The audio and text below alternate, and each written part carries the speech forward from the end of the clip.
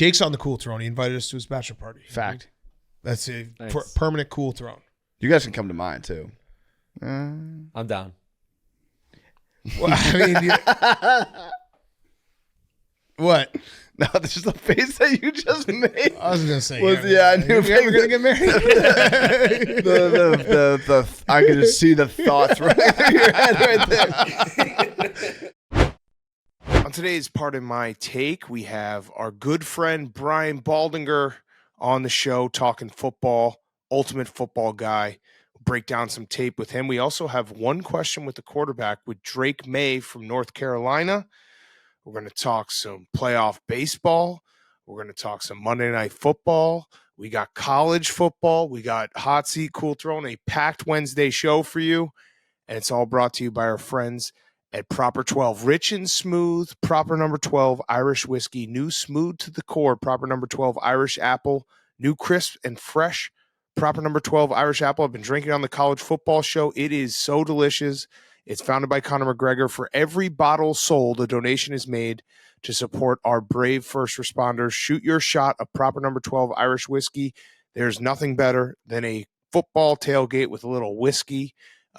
Warms you up. It is whiskey season. Fall is whiskey season, and there's nothing better than the new Proper number 12 Irish apple. It is so, so delicious. Order your bottle of Proper number 12 Irish whiskey from Drizzly right now.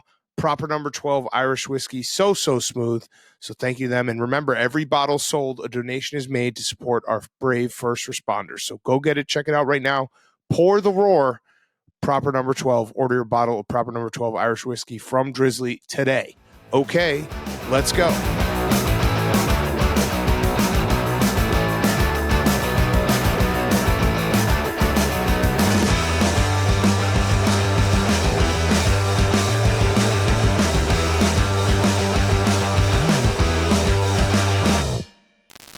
Welcome to Part of My Take. Today is Wednesday, October 18th, and the Phillies are fucking good.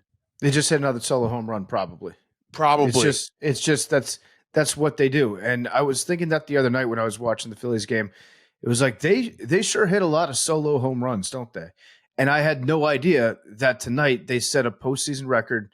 They hit 13 straight solo home runs. They've hit 19 home runs. In the last 4 games, they've hit 15 home runs. So the all-time record for homers in a playoff, it was the Tampa Bay Rays in 2020 with 34 home runs in those playoffs. These Phillies are on pace to destroy that record. And it's unreal. Like they have their leadoff hitter. Like obviously Schwarber is hitting a lot of dingers. He's yamming a lot right now. Most leadoff postseason home runs all time. Yeah, and it just seems like every time I look at the Phillies play, they've hit 4 home runs and they're up 4-0. It's insane. They all are just trading who's going to get hot. Like last series, Schwarber didn't hit any. He's hit 3 in 2 games. It feels like Castellanos, this is the first game in like weeks that he hasn't hit 2 home runs. Bryce Harper, Trey Turner, all these guys. It's crazy. They are so goddamn good. The bank is electric. It's undefeated right now. And then the other story is the Rangers are also very, very good. It's been a fun postseason playoffs. I know that the Astros are never dead. And you know what? No, I'm not going to say the Diamondbacks are dead because they could still, who knows, go back to Chase Field. But it's looking right now like Rangers Phillies, and it's been so much fun. Watching playoff baseball every night. It's got me reinvigorated. It's making me fall back in love with the sport. There's nothing like October playoff baseball. It's romantic. It is. And guess what? The games go quick. Yeah, it's nice. I like the pitch clock. Going back to the bank. That's where the D-backs are going, to their bank. Yeah. Their bank has a pool in it though, so it's a much less chill bank. We should ask Max because Max, you don't really you're not angry. There's nothing to be angry about. I guess credit to you again because you were right about the Castellanos barrel up in game 2 against the Braves. He then went on an insane streak. I guess you were also right to save all your energies and let the Eagles lose to the Jets so that you could, be ready for these 2 games. How are you feeling? I mean, you can't feel anything but elated right now. Yeah, I mean, today was just taking care of business. It's not even you're getting excited early in the game, but now you're just watching your boys get their reps in. That's all that was happening late in the game here. I mean, I'm Mhm. fired up, but it's hard to be rah-rah when you see the 10th run go across the board. Don't waste them. You're wasting runs. But this team doesn't exist. Uh-oh. Oh, They just yeah, they just keep hitting. No, Max, it does exist. You're wasting runs. I guess. Well, Big Cat, the good news is they're not really wasting runs because all their home runs are solo shots. Yeah. So they might be wasting homers. They're wasting rally killers. Yeah. So that's a How good about you thing. play some small ball, Max, get some guys on base, and then drive them in. I mean, the last inning they had 9 guys coming to the plate, I or know, the sixth, or I don't know. That was Yeah. a pretty good inning. They're just batting around. And then the Rangers, I was shocked to see them go and take 2 from the Astros. And even like game 2, when the Rangers jumped out to a 4-0 lead, I was like, oh, the Astros are never – there's one team that's never drawing dead. It's the Astros, and they almost came back. I feel like that series, like the Astros can't get swept, right? That's just not the Astros. No, it wouldn't happen. It wouldn't happen. It'd be a real shame. Real shame. It'd be a real shame. It'd be a real shame if they got swept. But no, they're not going to get swept, Big Cat. Have you seen their lineup? Yeah, I mean, it's very good. Max, you have home advantage in the World Series against who? A whomst? The Astros, not the Rangers, which sucks. Oh, so you're already thinking about the World Series? No, you asked a question. I Okay. answered a question. Well, you had to have thought of that if you knew the answer right off the top of your head. I knew that answer before the series even started. You got to be prepared for all situations. There's still a lot of baseball to be played left. The series doesn't start till a road team wins a game. Yeah, good point. Phillies took That's care of true. business at home. That's true. That's a fact. So you would rather play the Rangers, but you'd rather have home field advantage. So which is it? You play who you play. No, but you can answer which team you'd rather play, Max. I would rather play the Rangers. Oh, okay. So Max wants the wow, Rangers. you're that scared of the Astros. I guess you did get no hit by them.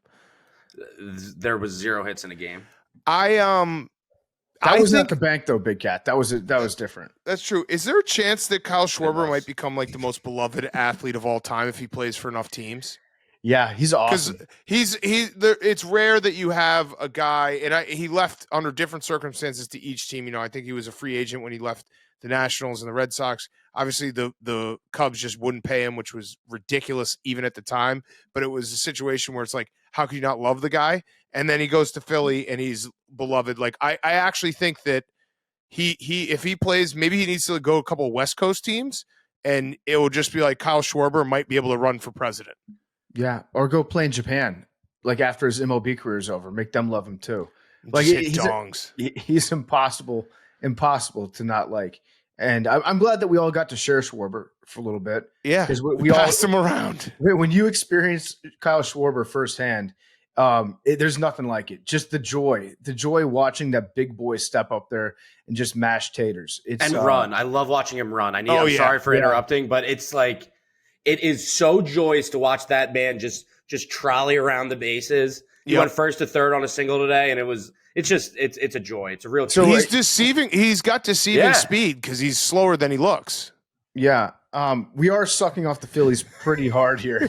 It took Max a second. Max's brain just fucking melted on that. He's like, wait, do I have to fight Big Cat right now? Well, I thought you were going to say he's faster than he looks, and I was like, yes, he is. He is faster than he looks. Yeah, but it's it sounds like we're sucking off the Phillies because we are, because they're up fun. 2-0. And I do think that most people that are objectively watching these games are having fun watching the Phillies. Like they're without a doubt the funnest team in baseball right now. And between Schwarber, the rest of the guys hitting taters, and then Trey Turner's slides are just incredible. I love watching that dude slide, the way that he pops up from it. They're a fun team. That's the bottom line. They're a fun team. I won't apologize for enjoying watching good baseball. Yeah, it's fun, and the atmosphere is fun. And I'm sure the Rangers it'll be fun on Wednesday night when they go home up 2-0. I would like to nitpick one thing about the Phillies, though. I broached this with Max earlier, but I was watching the celebration after they advanced against the Braves. If you're Bryce Harper and you don't drink, are you allowed to be pouring beer on people in celebration? Like I would be having a great time in the clubhouse, but then you've got Bryce Harper, Mormon, doesn't touch the stuff, but he's pouring it all over me. That doesn't feel right to me. It's like when a guy with great lettuce wears a hat all the time. It's like, hey, dude, I'm a drinker. you're not my culture is not your costume. He's the sober dude hitting on drunk chicks at the bar. You're like, okay, I guess this is fine, but it's kind of weird. Well, no, like drunk, but not, buzz chicks. Yeah. No, I'm not. I mean, they're standing at the bar. I'm not. Yeah. Max's brain went somewhere totally different. Well, I just want to make sure that we're not saying any bad things about one of the greatest players to ever play the game. We're not. A great guy. And a great guy. Yeah, I think he should have to pour like Mountain Dew on people. Yeah, ginger ale maybe. That would piss people off so much if you just got Mountain Dews. Club soda with a lime in it so no one can really tell. Yeah. Max, you agree with me though, don't you? Yeah, I mean, it's a little weird. He doesn't really talk. He talks about like partying in the clubhouse after the game, but he doesn't talk about how he doesn't drink. So it's a little bit strange. He probably gets like a contact buzz. Yes, yeah. Like if you ever been in like if you ever partied in like a like college basement and like the fumes can get you drunk. That's probably what's going on. I think honestly, Bryce Harper probably like I could never do what Bryce does, which is hang around drunk people and have a great time if you're sober. That's actually the worst. That's my idea of hell. Yeah, you got to leave once they start getting drunk and they like want to have a conversation with you about life. Yeah, exactly. A conversation that you would absolutely love to have if you had 6 cocktails in you. Yeah. But when you're stone cold sober, no thank you. But yeah, credit to Bryce. I'm not knocking Bryce's sobriety. I'm just saying it's weird that he's like dumping. He doesn't understand why beer is cool and he's dumping it on people. Yeah. All right. Other things. Monday Night Football. Justin Herbert debate rages on. We talked to Baldy about this a little bit, but it is he is maybe the most polarizing quarterback online, and it's very funny because it's the perfect like debate for our times where there's a camp that says he can do no wrong, then there's a camp that says he sucks, and the truth is probably somewhere in the middle. But on Monday night he did suck. Like he missed throws that would have won them the game, and you expect Justin Herbert in year 4 to make those throws. It was just very funny too because it was like all eyes. Dak Prescott should just play Justin Herbert every week because he can't be the most talked about quarterback when Justin Herbert's playing in a primetime game. And it was like there was moments in the game where it felt like Cowboys fans were pissed at Mike McCarthy and wished they had Kellen Moore. And then Chargers fans were like, please take Kellen Moore back. He sucks. It was like who can have a different opinion about Kellen Moore here when the reality is he probably does suck, but also the Cowboys' red zone offense sucks, so they badly want him back for only that reason. Yeah, the Chargers' offense looked pretty bad when Herbert was not only just missing throws, but he was also just going to the wrong guy. He was trying to force throws. Yeah, when he had easier options open. See, I think Justin Herbert is actually him and Dak are not that dissimilar. They both kind of are good enough to make you think that they could be great. And then when they're not great, you're like, what the fuck? This guy sucks. He's not great. Well, I've thought way too much about Justin Herbert because I still think he's very good. I think Justin Herbert's problem might be that he came in to the league very good and like polished and ready to go. And he hasn't really gone like the next full level. You know what I mean? Like he's just always been very good and then has games where you're like, what the hell's going on here? Yeah.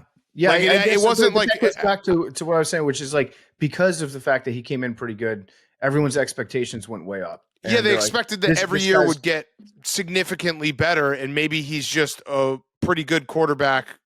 Probably better than pretty good. I would take him. Like someone was like, would you trade the number 1 pick for Justin Herbert? In a fucking heartbeat, I would. Yeah, he's top 10. I think he's a top 10 quarterback right now. And everyone has been expecting him for the last like 3 off seasons. When you do your list, your preseason list, which I love so much, like who are the top 3 quarterbacks going to like Justin Herbert has found himself sneaking into that equation sometimes because of the expectation that people have. Dak has gotten over. Actually, the pendulum might have swung now on Dak. We're pretty mean to him. We're mean to him, but we're like intentionally mean. Yeah. It's like, yeah, Dak, you know what? Dak played well at times last night. He still stinks. Yeah. But he's gotten so much on the other side where he's gotten so much criticism that when he has a good game, people are like, oh, holy shit, this is great. But the truth, like you said, is in the middle with both those guys, I think. And Dak is probably at Dak's peak, he's not as good as Justin Herbert at his peak. But But still, like it's all about the expectation that they set for him. With Dak right now, the expectation is that he throws like 4 interceptions a game. So when he only has a couple interceptions this year, we're like, wow, I guess Dak is a great quarterback now.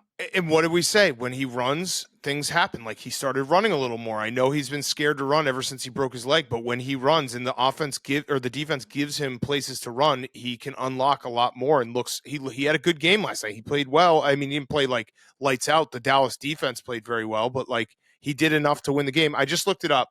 So Justin Herbert in his rookie year started 15 games. He threw for 4,300 yards, 31 touchdowns, 10 interceptions. That's phenomenal. And then his second year, he went 5,000 yards, 38 touchdowns, 15 interceptions, played 2 more games. So he basically has been, and same next year, over 4,000 yards, 25 touchdowns, 10 interceptions. He just hasn't, I think that everyone expected after that rookie year that he's going to be a 50 touchdown, 13, 14 win guy. And that hasn't happened yet. So everyone's like, what the fuck's wrong with him? Like, well, he's always been very good. He just maybe hasn't gone a full step above. And that's what everyone's waiting for. I think we just need to intentionally recalibrate our Justin Herbert expectations. Like officially right now, Justin Herbert is basically Kirk Cousins in powder blue. Well, he made the biggest mistake you can make in life. He raised his own bar to a level that he didn't have another level. That's why you always got to sandbag the first year. You always got to suck the first year. And then when you take the step up, everyone's like, holy shit, look how good he is now. He was panicking too at the end of the game. He gave off some Carson Wentz type vibes at the end of yesterday's game. It was let's just say that Justin Herbert is the perfectly average quarterback in the NFL, and we'll get to enjoy him when he plays well. And we also he is like on the Chargers, which is a cursed franchise, and I do admit that.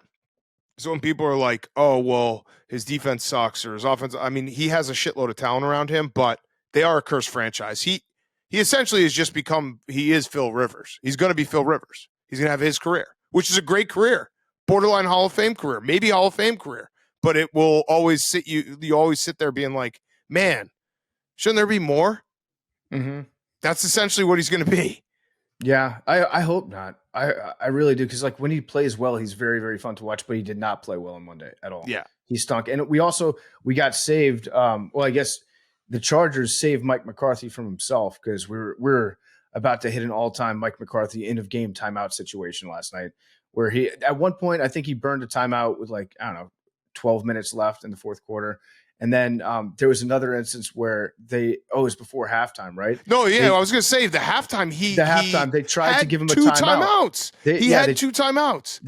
He made him run the clock. 8 seconds left in the half, and they tried to give Mike McCarthy a timeout with 8 seconds left, and he called the ref over. He's like, "No, I didn't call that timeout." Yeah, and then they just ticked it down to 3 seconds, and he kicked a field goal. Going with 2 timeouts, I know that it was crazy. It was crazy to be like, hey, 2 timeouts, we have some time. You know what? Let's just settle for a field goal with 2 timeouts. The ref, Joe Buck even said it on the broadcast, because they went to commercial, and they're like, I don't know what just happened to those 5 seconds, because we thought he called the timeout at 8, and then he told the ref to just run the clock for 5 more seconds. Yeah, the ref came over. He's like, "You want a timeout now, right?" And Mike's like, well, no, what can you even really do in 5 seconds? No, forget about that. We'll just take the points. Him and Brian Daboll, end of half clock management. Not good in the NFC East this week. No. Okay. Let's, we have a lot of college football to talk, and then we got Hot Seat Cool Throne, Baldy, Drake Maye. So let's kick it to ourselves back in studio, and we'll get to all of that. More football. Before we get to college football talk, Pardon My Take is sponsored by BetterHelp. Did you ever feel like your brain is getting in its own way, like you know what you should do, what's good for you, but you just can't do it? Well, therapy helps you figure out what's holding you back so you can work for yourself instead of against yourself. If you're thinking of starting therapy, give BetterHelp a try. It's entirely online, designed to be convenient, flexible, and suited to your schedule. Just fill out a brief questionnaire to get matched with a licensed therapist and switch therapists anytime for no additional charge. Mental health is mental wealth. If you even think like, hey, I don't need therapy, I would imagine that even talking to someone will help you. Don't let it build up. Don't let that anxiety get to a point where you're like, I actually need help. Do it. Be proactive. Take care of yourself. Take care of your mental health. It is important to do, and BetterHelp is there for you. So make your brain your friend with BetterHelp. Visit BetterHelp.com/PMT today to get 10% off your first month. That's BetterHelp, HELP.com/PMT today. BetterHelp.com/PMT. BetterHelp is there to help you. Let's end the stigma that guys don't need help, that girls don't need help, that people don't need help. Let's talk to someone when you need someone. And guess what? BetterHelp is there for you. It's super, super easy to sign up. It's super easy to talk to a licensed therapist. Visit BetterHelp.com/PMT today to get 10% off your first month. That's BetterHelp, HELP.com/PMT. Okay, college football. We got a lot to discuss. We do. What a weekend. We got a lot. What a weekend. I think Washington Huskies won the weekend. Incredible, incredible game. They look so for real. Michael Penix Jr. is, I still can't believe that he's the same guy that was at Indiana because he's awesome. He's a legitimately great story too, like tearing both ACLs. Yes. Coming back. Like that's got to be so frustrating if you're a great college quarterback because he was very, very good his first year at Indiana. Yes. When Indiana had a good, was that the COVID year? Yes, COVID didn't year. count. He was very, very good. And then he just takes like 2 massive steps back. But yeah, that was absolute scenes in Seattle this weekend. Insane. It made me a little sad that the Pac-12 is not going to exist anymore, although Washington and Oregon will get to play every year, depending on the Big Ten schedule. So 2 things. One, first, Oregon. It feels like Oregon is just destined to lose this type of game every year. Dan Lanning, great coach. A little confusing with some of his decision making. This game, it was funny because it was a high scoring game. It could have been even more high scoring because everyone just kept on getting stopped at the goal line. I love the fact that he went for it at the end of the game to try to. Yeah. You're trying to win the game. You're trying to win the game right there, 4th and 3. The time that I didn't love, and this is us being extra analytics guys, was the end of the first half when they pick off Michael Penix. They drive down. There's 4 seconds left. They go for it on 4th and goal from the 3. We have learned, because again, we are smart analytics guys, part of the analytics of going for it on 4th down in the goal line is the fact that if you don't get it, you flip the field and it's tough for the other team. You're most likely going to get a punt. Guess when that doesn't apply? At the end of halftime. Take the 3 points. I'm not going to be the screaming, field goals, but there definitely feels like there's an aversion to field goals. We need to rebrand field goals. Points still matter. Mm-hmm. I know that you don't win games with field goals, but you can. Yeah. Kickers matter. Points don't leave them on the side. Also, the point is to score points. You want to go one step further with it. Extra deep kicker analytics. If you want your kicker to make a field goal at the end of the game, get him in a rhythm. Mm-hmm. Let him go out there, see one go through. That's a good point. It does better for him if you trust him because kickers, we are weak-minded people. We're very emotional. We're very fraught to being thought of as being not part of the football team. Do you think he was like, he didn't trust me with this chip shot? Yeah, so it's probably not true. Right. But there's probably something in a lot of kickers' brains that are like, let me go out there and get some points because I'm automatic. I'll make it. Just send me out. And where your coach doesn't send you out, you can do that internal calculus in your head and be like, well, he's doing this because of an analytical reason. But also at the end of the day, you're like, maybe he just didn't trust me that I was going to make it. Let your kicker get in a rhythm. But they lost by 3. And it's like, I know you can't play the game plays out differently if they kick a field goal there, but it's not the worst thing to get bonus points, especially after an interception where Michael Penix doesn't throw a lot of them. That's bonus points. It's the first half. Take your 3 points. Just take your bonus points. Be contented with them. I liked the decision at the end of the game. Yeah, because he was playing also a double analytics game inside his own brain, which was you're doing the too much time for Michael Penix. Is it Penix or Penix? I keep hearing it both ways. I say both. And I think that most people, when they say it on television, they're just afraid that they'll say penis. Penis, yeah. So that's why they say Penix. Penix. I'm gonna say Penix. I like Penix. Penix. I love Penix. Yeah, I do too. Have you seen Baby Penix? Are you talking about Baby Diggs? No, Baby Penix. Different guy. Okay, yeah. Also spectacular.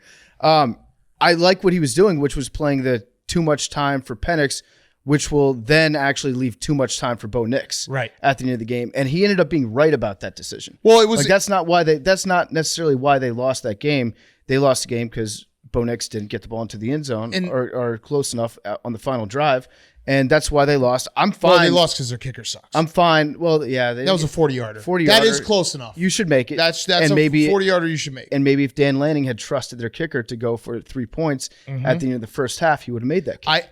I'm totally fine with trying to win the game right there, especially with how good Washington's offense is. And speaking of Washington's offense, I've heard the analogy be made, and I kind of like it. They still have a lot of schedule left. Like they have a couple weeks where they should win easily, Arizona State and Stanford, but then they have to go on the road to USC. They also have to go on the road to Oregon State second last weekend. People are starting to say, are the Washington Huskies similar to the 2019 LSU Tigers in the fact that their offense is absolutely electric and their defense maybe is getting good enough. Now, I think there were more pros on the LSU 2019 team, but I always love whenever we're like, hey, look, this has happened before. Maybe it's going to happen again. It happened last year. I was guilty of this with the Tennessee Volunteers with their offense. But their offense, I feel like, I don't know. I haven't looked at the numbers compared to the Huskies this year.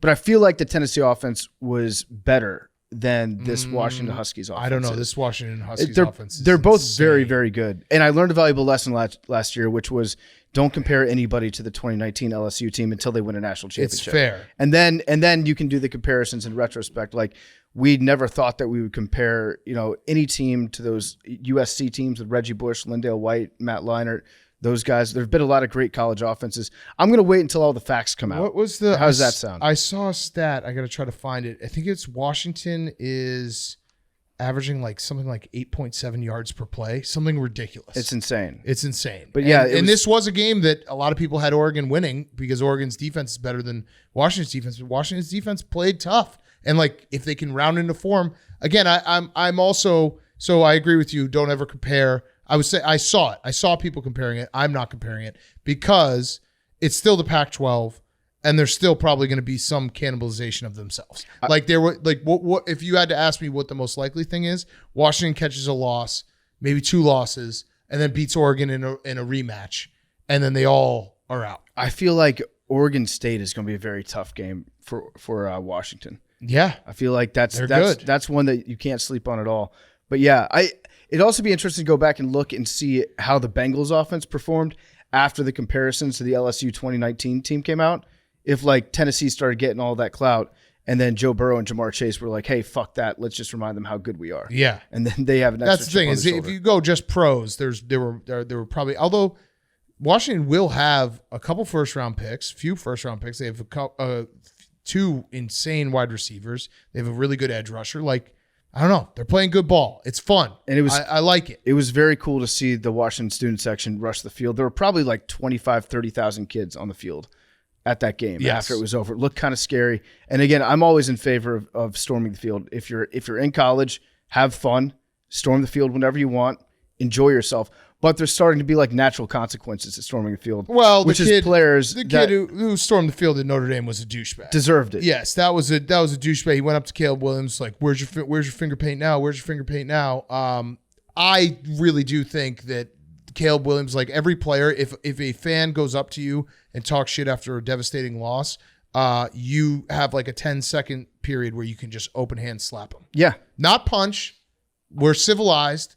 But I think that would actually, if that just became a law and a rule, because then fans would start acting accordingly, and it would be sick if we just got to see a couple fans just get open hand slapped. I like the idea of an open hand slap. My idea was that you should be allowed to do anything that's legal during a football game to a fan that gets up in your face. So you can tackle them. Yeah. As long as you don't go high, no targeting. The targeting rule still applies. Well, you could do targeting and then just get ejected. That's true. Yeah. You could get post-game ejected from being on the field. But Caleb Williams he couldn't do anything there, and the kid was just in his face being a douchebag. So it happened with an LSU player the other day too. It's just a nature's healing moment when they shove those kids back. Yeah. So if you go on the field, you have to deal with the consequences of all your actions. But yeah, it was cool to see Washington have a good time out there. If I'll say this right now, if a player in a Power 5 conference, they rush the field and a player is provoked in the way that Caleb Williams was provoked, and they open hand slap the fan, I will help if they get arrested. I'll match. Okay. I'll match the So bill. there it is. Yeah. But it has to be exactly the same situation. It has to be a fan being a true douchebag to the player, not just running by the player or anything like that. You'll see every now and then where a fan will be running and a player will just start like elbowing. That's not, it has to be a direct, you got in the player's face, player slapped you, we are defending the player. Yeah, and also if you're a college student rushing the field, don't ruin it for everybody. Right. If too much of this stuff happens, then they'll start to ban it and they'll take it very seriously. Like most SEC schools will gladly pay the $100,000 or whatever it is if it means they get a huge home upset. It also made it worse knowing that Notre Dame kicked the shit out of USC, so that kid was planning on saying that for a very long time. If it was a spur of the moment, last second play, then I think it just becomes like, hey, everyone lost their mind, but he was sitting there for the entire fourth quarter. I mean, USC got demolished. Caleb Williams looked very mortal. Probably out of the Heisman race. I would say definitely out of the Heisman race, which, speaking of which, the Heisman is going to be a quarterback. I think that's official. Brock Bowers out for 4 to 6 weeks, which I don't know. I think he should probably just get ready for the draft. If I were him, I would. He's already won 2 national titles. If I were him, I would absolutely. The scary thing What is, are you looking at, Memes? Memes is a Georgia fan. You don't like what we're saying? No. You don't like what we're saying? No. I think maybe SEC championship game. I would say don't rush coming back, Brock Bowers. As somebody with a Tennessee and an Alabama future, and a Texas future, I would say Brock Bowers needs to do the right thing for his future, his own future, and not rush back. Let's take it slow. We don't want to have any blips where you go into the combine and you're still a little bit nicked up. So just take it easy. Take it easy, Brock. I believed in you. Brock is probably the best prospect at the tight end position since Gronk, I would imagine. And he's won 2 national titles. He's won 2, and I'm sure that they've got 2 or 3 guys behind him that can step in and not be Brock Bowers, but probably be better than 99% of all other college tight ends. Yes. So yeah, Brock, please, it's for your own good. This isn't about me. Yeah. It's not about my money. For your own good, just kind of chill out for a little bit. Why is Max wearing a tank top? That's sweat. Put the camera on Max. Show the sweat. Show the sweat.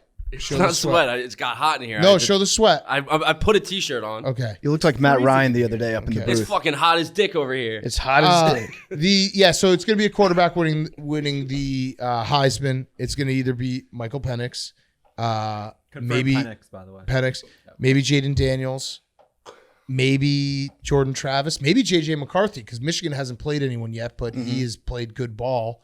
But yeah, it feels like we can maybe even Dylan Gabriel if the Sooners don't lose. Yeah, or I mean Quinn Ewers. If he just gets possibly on fire real quick, he's got the name, and being at Texas would certainly help. But this is an awesome college football season. It's great because there was some kind of, I don't know what it was. There was some congressional hearing. Basically, the worst people alive having opinions. You see what Joe Manchin said? Oh, we have a couple, so I'll read senator, a couple. Yeah. They're so stupid. First, Lindsey Graham said Utah is offering everybody on the team a new truck. There's no end to this. Between the portal and NIL, college football is in absolute chaos. That's a guy who doesn't watch college football. It's been an awesome season, and the kids getting paid is not a bad thing. And then Joe Manchin said, it's hard to root for the kids when they're multimillionaires as freshmen and sophomores. No, it's not. I would like to hear Joe Manchin explain why. Right. Why, in his opinion, is it hard for him to root for kids who are making money? Also, because if you unpack that to a deep enough level, he is just completely in the wrong about everything. They're 18 years old. They have a job. They generate millions of dollars. As a guy from West Virginia, who there are a lot of coaches that are from West Virginia that would probably not like hearing a senator from West Virginia say that. I'm thinking about Nick Saban in Alabama. If you're a guy from West Virginia, you should probably not be giving away your state's home pride's competitive advantage. Not only that, but it's always so weird to me, and not to get too political, but like a lot of these guys who are making these statements, I would assume are hardcore capitalists. We have a product that makes a ton of money and kids that are exceptional at what they do. Why shouldn't they make money? They're not, if it was every kid goes to college and is a millionaire, yeah, that would probably be an issue. They do things that no one else can do. Another way to say what Joe Manchin just said is... But so can the other student athletes that don't make money. Well, because they don't have a product that makes a ton of money. Like, eyeballs watch football. Stadiums are packed. People are buying the product. I get it. Yeah, I would love for some of the other athletes to get NIL deals, which I think they are, but their sports don't make the same amount of money. They generate revenue. It is true capitalism. If you bring in a lot of money, you get paid a lot of money. But what I would like to hear Joe Manchin explain is, because this is the crux of his argument, he enjoys watching college football when players are poor. Yeah. When they don't have any money. Yeah. Why? Amateurism. Is there anything in life where you're like, you know what? I like the person that cuts my hair. My barber's great. I just wish he had a little bit less money to spend. I wish he couldn't take care of his family. It's just these guys telling on themselves that they don't actually watch the sport. Yeah. Because it rules, and college football is chaos. And I think Herbstreit even said it.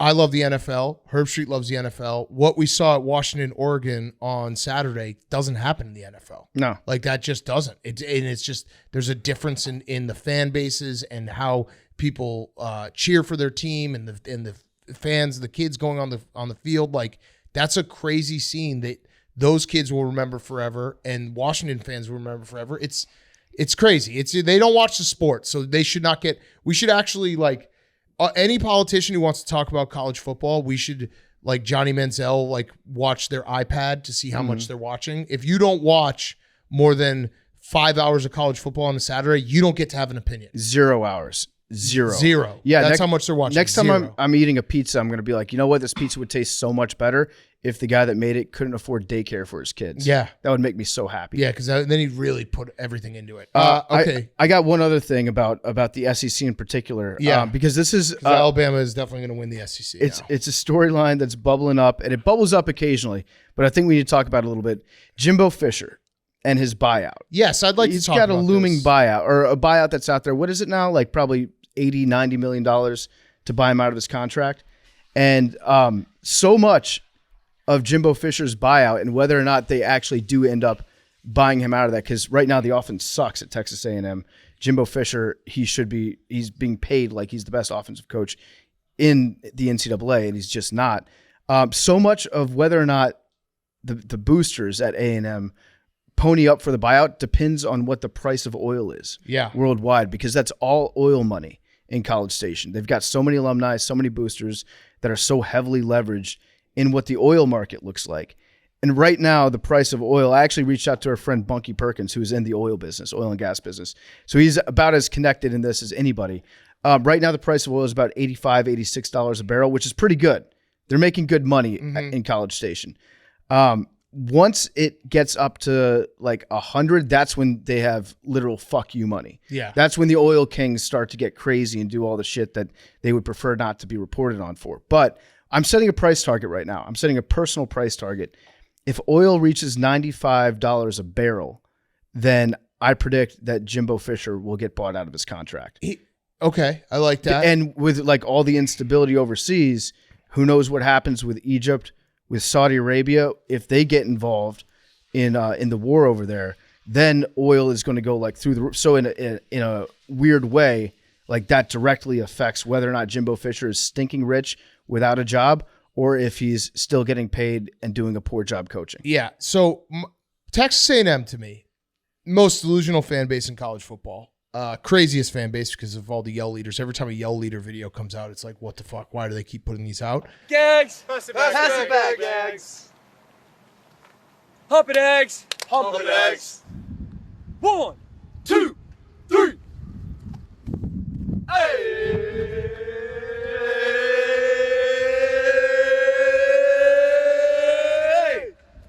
King of Aggies! Hey! Woo! And I know that you should aspire to be great, so I'm not saying that you shouldn't. But Texas A&M, Jimbo Fisher's getting paid a lot of money. Why is it that Texas A&M thinks that they are a perennial 10, 11 win team? Johnny Football. He did it once. Dude, I know, but I know. Since 2000, how many times has Texas A&M won 10 games or more? 2. Once. Johnny Football. McGee didn't do it? No. Once.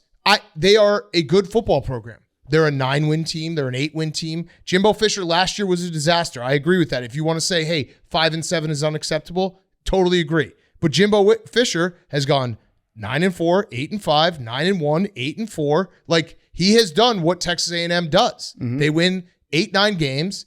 They don't win 10 games. Yeah, They don't. I think it has something to do with the fact that they also claim like 4 national championships before things counted. Do you remember they had to take down a bunch of like conference championships from the side of Kyle Field that they put up when they first did the renovations on it? Yeah. They had to take them down because they got bullied too hard for claiming non-existent championships. Yeah, when they were in the Southwest Conference in the early 90s, they had a stretch where they won 10 games a year, like 5 years in a row.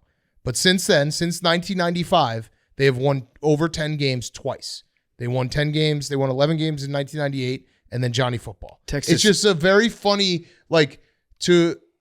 again, you should aspire to be great, but to pretend like Texas A&M is like, we deserve to be winning 10 games, we should be winning 10, 11 games. That's just not what has happened in history. It's more realistic to have done that in either the Southwestern Conference or in the Big 12. Right. In the SEC, like you wanted this, and it's going to be way, way harder to do that year in, year out. Okay, 2 more things I want to talk about college football real quick.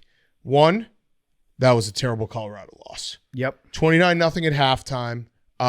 That Stanford wide receiver was El Manor. I can't remember his name. What is his name? A.O. Manor. Ayo. Unbelievable second half. Incredible second half. Colorado's probably going to miss a bowl now. Doing the math. Colorado It's going to be close. could probably miss a bowl now. That was an inexcusable loss. Really, really bad. So they are right now, I believe, what's their record? They're 3-3. Can we still go back to what we said at the start of the 4-3. season? That They're if 4-3. Deion Sanders has like a 4-game improvement, it'll be a miracle? Yeah, he did that. Just slide the expectations. They play at UCLA. They have Oregon State at home, Arizona at home, who Arizona's been playing really good ball, at Washington State, and at Utah. So they're gonna have to win. They a have to road win game 2 or more. a ranked Mm-hmm. game. Yeah, they have to win 2 more of those. So that's going to be very, very tough to do. That could have been the bowl. Like, that could switch it right there. That was a must-win. Yeah, That was a must-win for Deion. and it was very bad. And then the other thing. Okay, so Wisconsin lost to Iowa. Mordecai got hurt. Sucks. I've taken a very long-term approach with Luke Fickell, so I'm not gonna freak out. It's more about the fact that even though they're a rival, I love this Iowa team so much because they make people so angry. They're so bad. They on are offense. truly back to mad about Iowa. Like, people, if Iowa runs the table and they're 11-1, Yeah. people are going to be so angry about them playing in the Big Ten championship game. They are. I have this guy puts out a great graph every week that essentially is like, how bad did you get beat? So it will be like, this is the EPA or whatever it was, the opponent, and then how bad you got beat. Iowa multiple times this year has won games where they got beat, like in all the statistical categories. And it's so funny because people get so mad about Iowa, and I love it so much. They're just so boring and so bad on offense, but they figure out a way to win, and it's hilarious. So the note I had about Iowa was that I am officially rooting for an 11-1 Iowa team who would probably be ranked. I feel if Iowa goes 11-1 and they continue to win games in the same way that they've been winning, what do you think their end of the season ranking would be? Probably like 9 or 10? Yeah, well, it will be. They'll get blown out in the Big Ten championship game. Yeah, so that's the thing. but- Is like the mad. Well, I mean, they already got smoked by Penn State. It'd be so funny if they didn't, though. Yeah, I guess. It's tough to beat a team twice. Yeah. Well, not really. When Penn State beat them, 31-0. It would just I be- think Iowa even got like it. I would confidently say they're going to get blown out in the Big Ten title game, which is actually makes it even funnier that people are mad about Iowa, because if you're someone who is mad about Iowa, at the end of the road you have your satisfying like judgment day. Just be patient. But people get so mad about Iowa. I just love the fact that they're going to have one win on their schedule one loss on their schedule, and they're going to still be ranked like in the 20s for a very long time. Yeah, because it's the best. It's very funny football to watch, and if you don't appreciate the ridiculousness that is Iowa football, then you're not a college football fan. It's also like, yeah, okay, so you're mad about Iowa because they don't play offense. Well, guess what? They do defense and special teams elite. That's 2/3 of the game. They've hacked the system. Offense is irrelevant. You can just win games in the Big Ten West by just playing defense and special teams. Yeah, it's like they remind me of the Giants from last year a little bit. Yeah. The New York Giants. I I love watching Iowa football. And by watching it, I mean like having it on the second screen and then continuing to look over at the score and being like, oh, they're punting again and they're up by 3. Oh, they're punting again. Now they're up by 7, and then they're just up by 7 for the rest of the game. Listen, they've released the ratings for this weekend for all the games played. Wisconsin, Iowa had like 2.4 million people watching it. It was like 8th on the list. There's a lot Still of sickos pretty out high. there. A lot of sickos out there. Yeah, those are my The people. over-under is 32.5 this week. Against Minnesota. Oh, yes. I love that. Yes. That's going to be a great game. Yeah, and that's you're another psycho if you take the over. Yeah, I might take the over just to fuck around, just to feel alive. It's hilarious because if you take that over, you are actually you not hoping for. You need a defensive or special teams touchdown. Yeah, you need a punt block. You can't get that over without a defensive special teams touchdown. And you probably need 2. You might need 2. You probably need 2 of them. At least one touchdown and at least a short field. I'm going to stand up real quick for my James Madison Dukes because they are playing tomorrow night against Marshall. That's a Thursday night Sunbelt game. Should be a good one. Very tough game for the Dukes. By no means are we counting this as a win if you're a JMU fan. But if they do win, the schedule does shake out pretty favorably for them for the rest of the season in the Sunbelt, where, again, they would not be eligible for the postseason because of a dog shit rule. But there's a chance that we could see a JMU team with like 1 loss or maybe no losses by the end of the season, and they would not be invited to a bowl game, and that is horse shit. It's the dumbest rule ever. It's designed because they don't want a team to jump up to FBS when they have a good roster and then jump right back down. That's fine. Okay, then punish the teams that go back down. When they go back down, take something away from them at that point. But if you go up and you continue to compete, they won the Sun Belt last year. They won their division, the Sun Belt, even though it wasn't recognized. And the Sun Belt is probably the best Group of 5 conference in football right now. If they win that again, and especially if they have 1 or 0 losses, it's such bullshit that you won't let the kids play in a game, and you're punishing the institution as a whole. When in reality, the biggest impact by far is on the kids that won't get to play. Yeah, no, it's dumb. Bullshit. We had this discussion last year. It's dumb. It makes no sense. And when you say you don't want to get ahead of yourself, I've heard you many times in private say that they're going to go undefeated. No, I never you said you they're said going to to me go undefeated. yesterday, you're like, if they're undefeated, can we invite no. them to the Arizona Bowl? Wrong. I said You said that. Yeah, I you said, did. You I said absolutely if, said and that. I said there's a lot of season left. How does the Barstool Bowl? If they go Can we undefeated, invite an undefeated JMU? imagine. We'll though. count ourselves national championship. I will. I know. I'll do the UCF. I know you will because you said that. I'll hang a banner, but I'm not getting ahead of myself. Like I said, good chance we lose at Marshall. That's a hard game. It's a very hard game on For Thursday. people at home, he does not think they're going to lose. I think if we could get JMU football into the Barstool Sports Basketball Invitational, they could win. Probably not. It's a great got a stack top of 10 teams. team this Yeah. year. Yeah. Mississippi State's a good team. Sister Jean, probably not. But if it was in the Barstool Bowl, I could see them winning Barstool Bowl. Wouldn't you want the winner of the Barstool Bowl this year to be declared national champions? Yeah. Think about it. With JMU, you got the UCF possibility. So they are undefeated going to the Barstool Arizona Bowl. If they get there. This is If they get a there. repeat of the conversation. But you can't help but think. Allow me Of to course. be excited. I'm so Of course. excited. No, listen. They're a fun team. I think too. you should think this. I just don't want you to delude the audience and be like, I'm not thinking they're going to go on. You are thinking, which is great. I want them to. I'm planning- I would love for you to make national Here's championship the difference. shirts. I'm planning ahead. Yeah, you, because we had the conversation multiple times the last couple of days. I was like, wait, he definitely does think they're. I'm planning ahead a little bit. Fun fact: their quarterback Jordan McLeod, Ray McLeod's brother. Oh, that is fun. So they're fun to watch. Watch is on fun. Thursday. All right, let's get to Hot Seat Cool Throne. Hot Seat Cool Throne is brought to you by our friends at Coors Light. Hot Seat Cool Throne brought to you by Coors Light. When your need is some chill fall vibes, there are so many great options, from college football games to Halloween costume parties to chilling on the deck and watching leaves fall. There's always a way to turn off and hit reset, and that's with Coors Light. For those moments when you need to soak in the season, reach for a Coors Light. It's made to chill. There's only one beer out there that's literally made to chill, and that's Coors Light. The mountains on the bottles and cans even turn blue when your beer is cold. That way you always know when it's time to chill. When you need to hit reset, just open a Coors Light. It's mountain cold refreshment made to chill. Coors Light is the one I choose when I need to unwind. So when you want to hit reset, reach for the beer that's made to chill. Get Coors Light delivered straight to your door with Drizzly or Instacart by going to CoorsLight.com/take. Celebrate responsibly. Coors Brewing Company, Golden, Colorado. CoorsLight.com/take.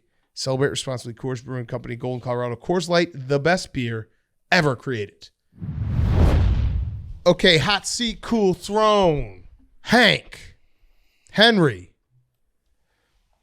My hot seat's PFT. Oh, why?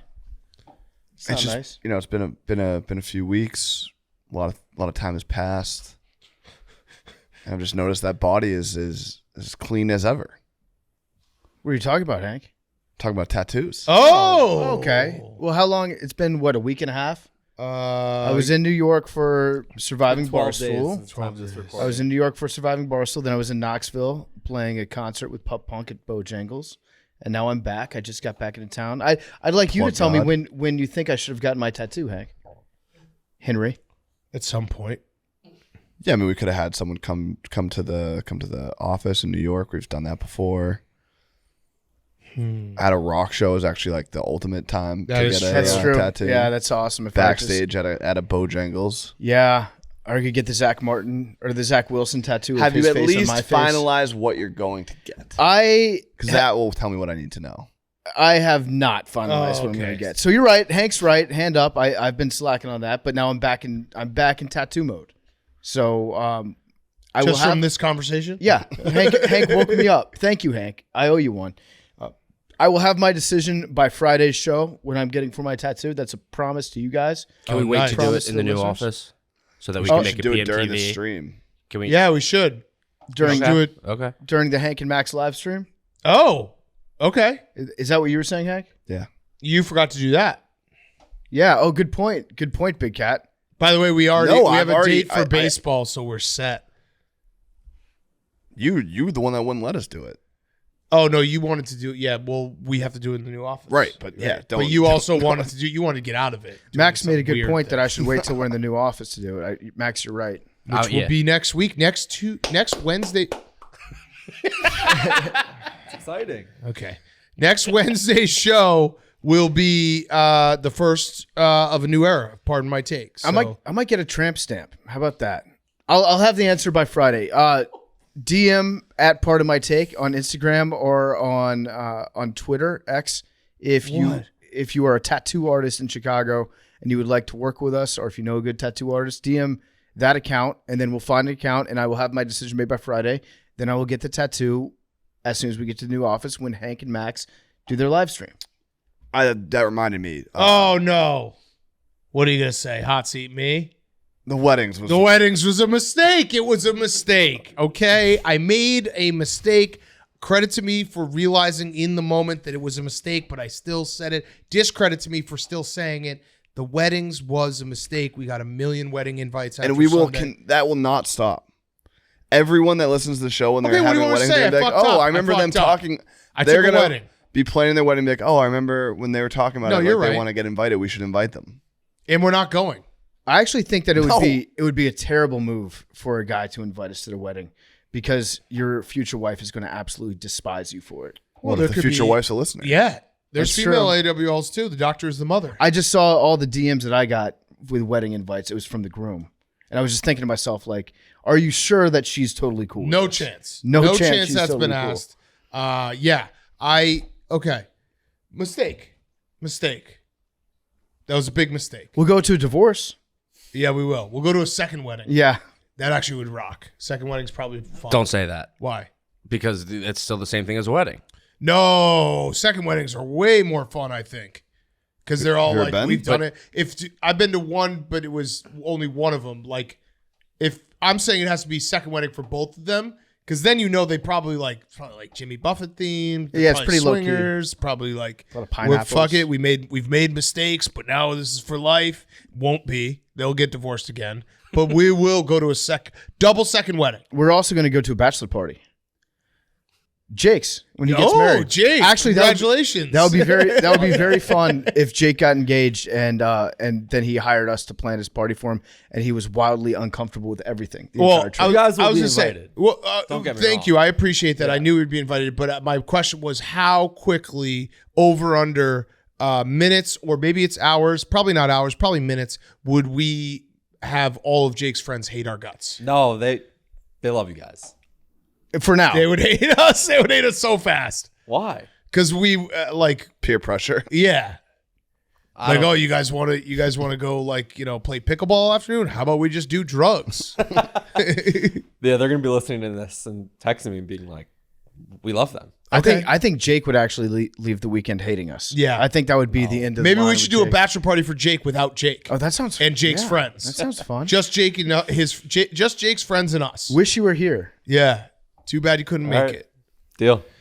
There's gonna be so much pickleball at your future No. bachelor party. Yeah, there will be. Just like an hour to break a sweat. Oh man. If you had to have a bachelor party this weekend, where would you choose? Scottsdale. Pickleball capital of the world. Golf, pickleball, some fun, good weather. I like that. Yeah. I'm in. Jake, would You you like it?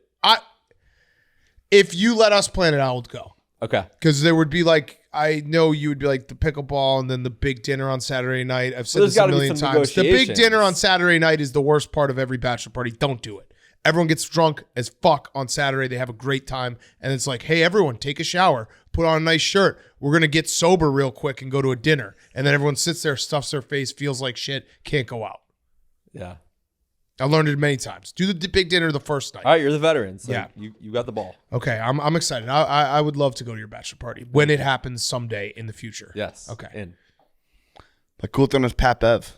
Yeah. Pandering Pat Bev. Oh, wow. Coming Pandering? one with Whoa. Philly. Well, he got This- ejected. Max, this is a little pandering, I think. I mean, don't talk about your coworker like that. You hate our coworkers? Yeah. I love Pat. You Bev. already hate our friends.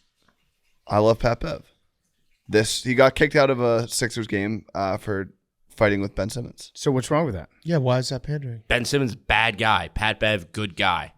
That was probably the most well-spoken Max has ever been in his life. I love Pat Bev. I just, it's all right. Not pandering. Sorry. It sounds personal to you here. Pandering is No, he's a on the bad cool throne. word. He's on the cool throne. Philly's gonna love him. But what if it was pandering? He would wait till the regular season. First like no one was opportunity. watching. Yeah, this is like It was character. during the Phillies game. And it was during a No, Monday Night yeah. Football game. Character It was like, is who you are when nobody's watching. Right. All right, take it back. Literally nobody was watching. Sorry, this. Pat. apology not accepted. No. He's on the cool throne. I don't put him on think- the fucking cool throne. I don't think Pat would accept that apology. I put him on the cool throne. Apology not accepted. The cool throne's a good place to be. On Fact or behalf fiction. of Pat. Fact or fiction. It is a good You'd rather place be on to the cool throne than the Yeah, I hot seat. guess probably. Jake's on the cool throne. He invited us to his bachelor party. Fact. That's a Nice. permanent cool throne. You guys can come to mine too. I'm down. Well, I mean, what? No, this is the face that you just made. I was gonna say, I knew you're never gonna get married. I could just see the thoughts right through your head right there. I would expect to be invited to yours. How many days of golf are you going to play on yours? Hank? It's gonna be a month. No, I'll be playing so much golf at that point that it'll be just partying. We had an you're gonna- extended golf conversation today, PFT. That was I won't say, but it was.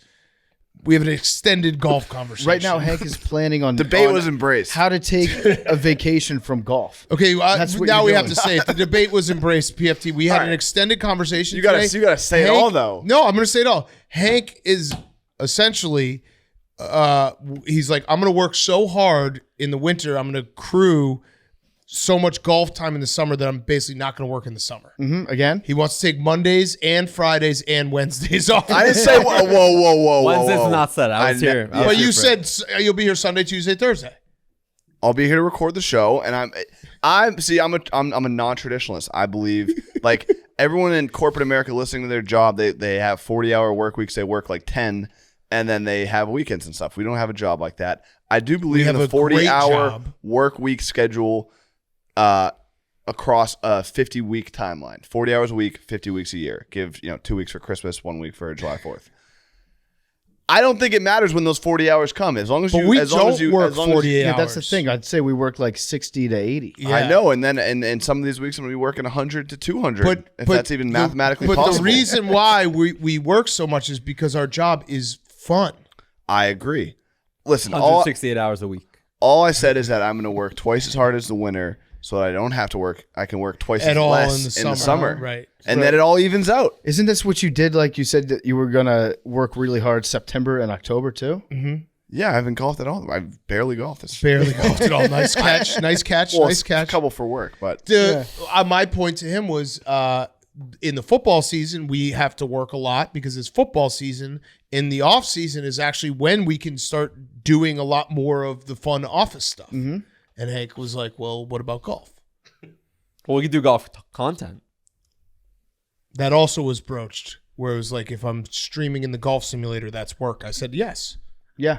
Yeah, Our listen, job the is- moral of the story is like no one's gonna work. No one in this room will be working harder than me this winter, and then no one will be working less than you in the summer. and that's how I think America should be. That's the beauty of our country, actually, and you're that's the European. beauty- You're on the European calendar. Yeah, that's true. Europeans do it right. They take midday naps, siestas. You're still on like the high school calendar Yeah. where you work You want really summer hard. break. He works really hard September through like early June. Yeah. And then not at all over the summer. Right. You want summer break. Yes. Yeah. I actually don't disagree with that because that's like the most shocking thing about graduating from college. It's like, wait, I don't get the summers off anymore. This sucks. Yeah. I'm more like we just spent a lot of money on this big office. I would like people to work in the summer And I will. on select days. But you can golf in the office, Hank. It's not the same. I know, but travel and stuff. It's like Oh, this was travel trips. yeah.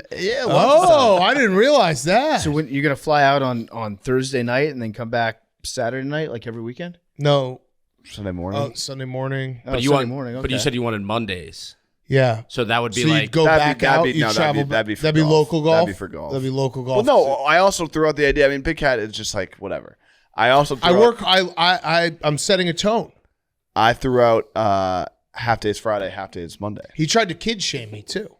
He was like, I have golf, you have kids. I was like, but I work my schedule. Like I go home for 2 hours, put my kids to bed. I'm back at the office whenever I need to be. Same. Hank Except for Mondays and Fridays. Hank in would the be summer. willing to leave for 2 hours at a time if it meant golf, right? Listen, I this is not a conversation I thought we were gonna have on the podcast. We were just, It was guys. embracing debate. Yeah. We actually The moral found of a the very story, good. though, is that I will be when we're in this office and it's up and running. Like I will be there more than anyone. And Okay. then the weather's gonna get nice. I'm gonna be like, damn, I worked so hard. I deserve some time off. Right. And Big Cat's like, no. right. We have no, podcast outside today. Right. We actually found a good middle ground. We said we're going to just take a wait and see approach. Yeah. And that working hard in the winter doesn't equal getting to take the whole summer off. So Hank's In his got us mind. over a in barrel. everyone's mind. Hank is in a super strong negotiating position right now because we know that if Hank's not happy, that he'll come in and he'll be grumpy That's Hank true. at work. That's true. And He's then gonna we'd make be us like, kick him out. God damn, I wish Hank was out on the golf course instead Yeah. of here bringing everybody down. So we already know what you're up to preemptively. Well- we that's your move. And this was part of it that Big Cat didn't really verbalize is like, I'm gonna be working so hard this winter, creating So much. streaming golf content on the simulator Yeah. that I'm gonna have gotten so much better that I'm gonna need to see how that replicates to the real game. You're gonna work And so the only hard. reason that's happened is because I worked so hard in the winter. So when you're saying that you're going to work harder than anybody in this office, you mean you're actually going to be playing more golf than anybody in the Correct. office this wintertime? Correct. streaming content for the Correct. fans. Doing what? Golfing. To make it crystal clear. Golfing. He's going to work sounding so ball, hard golfing this pickleball, winter that he needs a volleyball. break to golf this summer. Yep. Is what you just said. Okay. All right. Hot seat, cool throw on PFT. My hot We seat- did come to a very good understanding. I think we're in a good spot. It was a healthy debate that didn't get bad. It was just we'll circle back. Yeah, we'll circle back. We'll put a pin in it. Okay, we're gonna put a pin in this. All right, PFT, your hot seat, cool throw. Okay, my hot seat is the Chargers social media account. Yeah.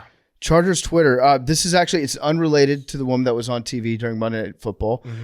Jury's still out whether or not she's a plant or not. She claims that she's not, but there are pictures of her being a diehard Minnesota Vikings fan as well, allegedly. And her claim is that she moved from Minnesota to LA. Now she's a diehard Charger fan. They're like the same team though. Like AFC and They actually kind of are. Yeah. they score a lot of That's actually points good and point. disappoint. Very disappointed. I would say Yeah, the I did not. Falcons. Somebody that moved from Atlanta to LA and decided to become a Chargers fan.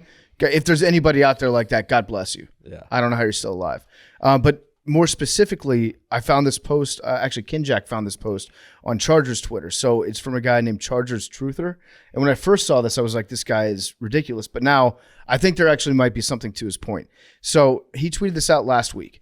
This is going to upset some people, but if I was running the Chargers Twitter account, I'd cut back on the social media stuff. We're here to hit people in the face and be warriors, not make jokes and be funny. Let's be serious. I like that. And then somebody replied to him, the social media has zero to do with drafting, coaching, and our play on the field. Our social media team is legit the best in the business, and they're doing a great job attracting people who don't even watch football to be interested in their content.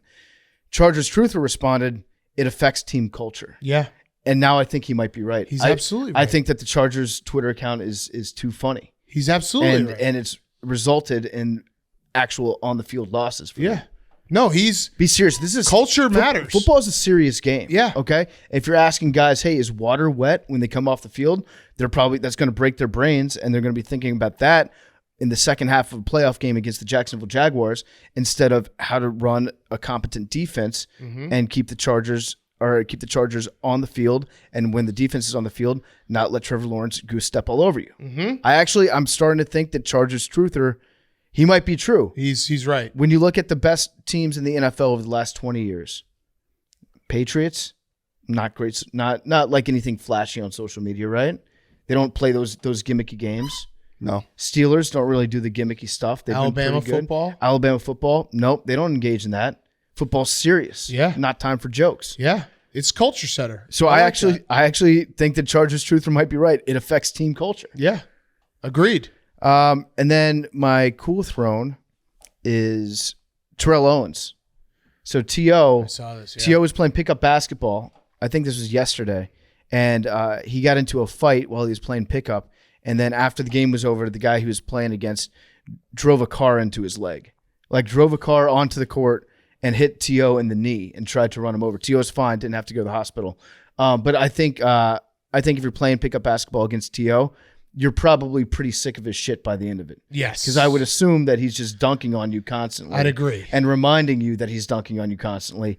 I think you should be allowed to hit Terrell Owens in the knee with a car, not injuring him, but just like enough to bruise him and spook him a little bit. Yeah. You should be allowed to do that to Terrell Owens. I'd agree. Because you can't do anything on the court. You can't D him up. Yeah. He definitely pissed some people off. But if he's fine, no harm, no foul.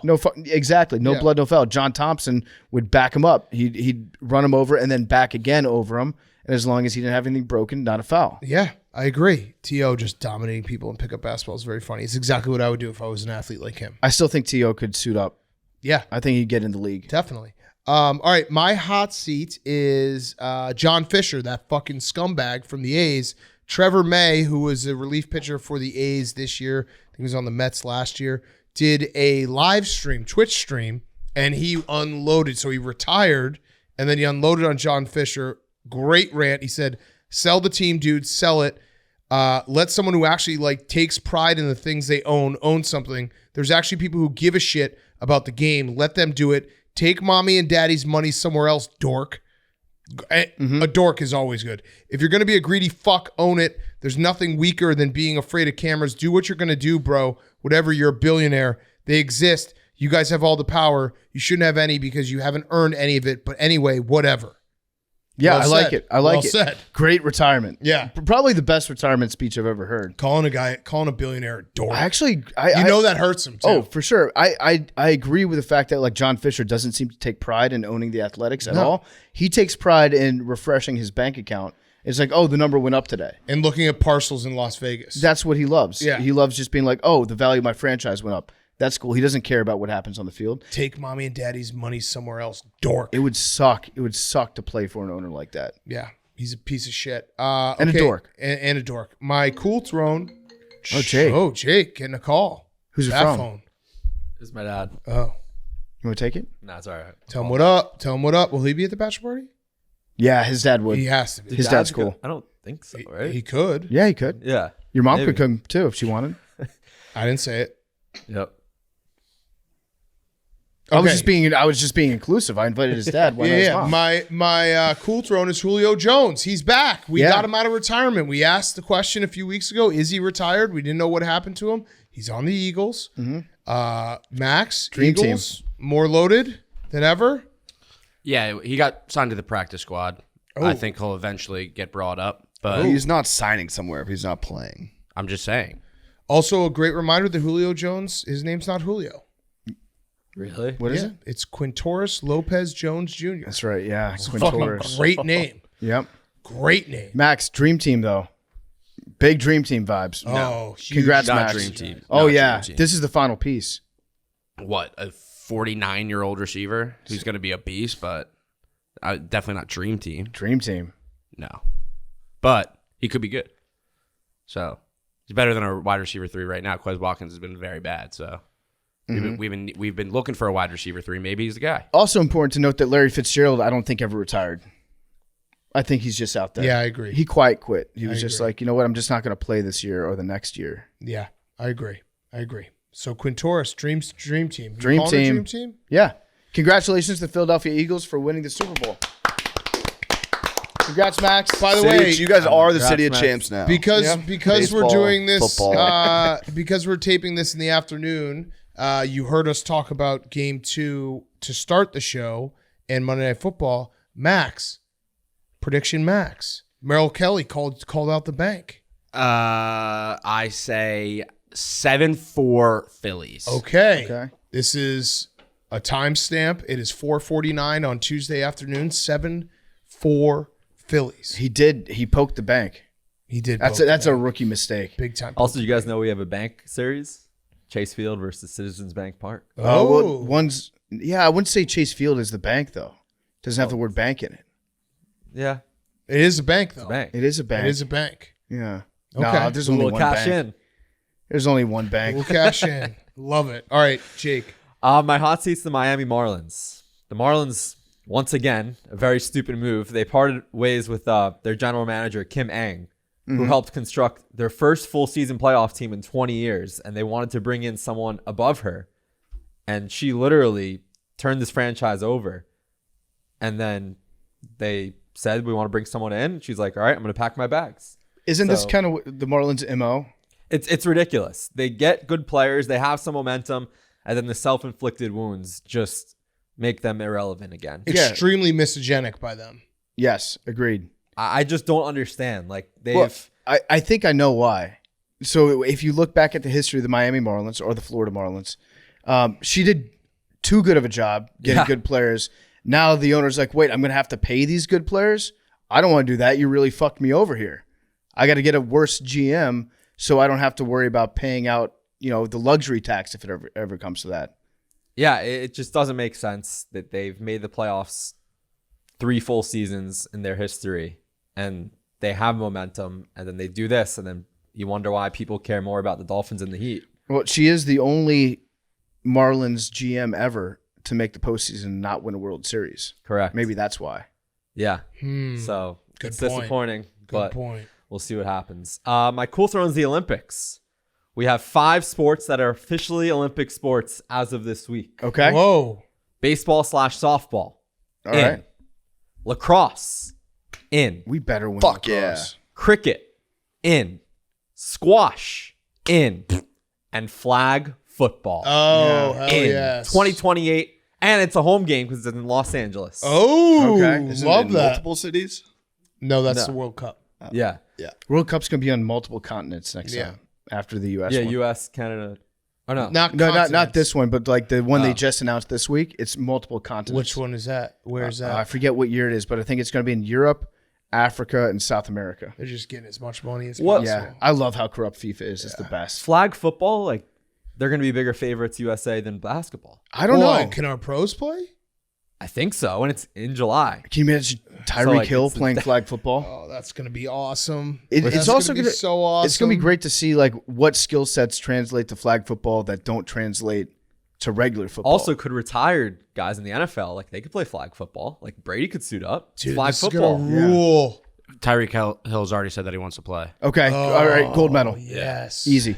They have to win gold, right? Oh, Yeah. If they don't, they're the biggest bust in the history of the world. Do you think embrace debate? Do you think that there could be like a very small like woman gymnast that's super fast that could be a great flag football player?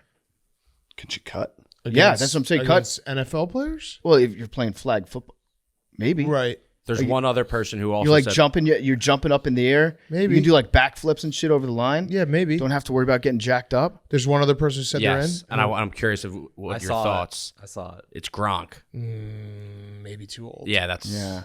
No, he'd be good. No, In 4 flag years. In football. 4 The whole years. reason Gronk is like you can't bring him down. If you can grab his flag He's fast. in how many years? 4 years? 2028 LA. Yeah, I don't think Gronk's so. not a guy that like quits football and gets fat though. He's been training. He would be good for red zone targets. Yeah. Like Gronk is probably in better shape than like Gronk's.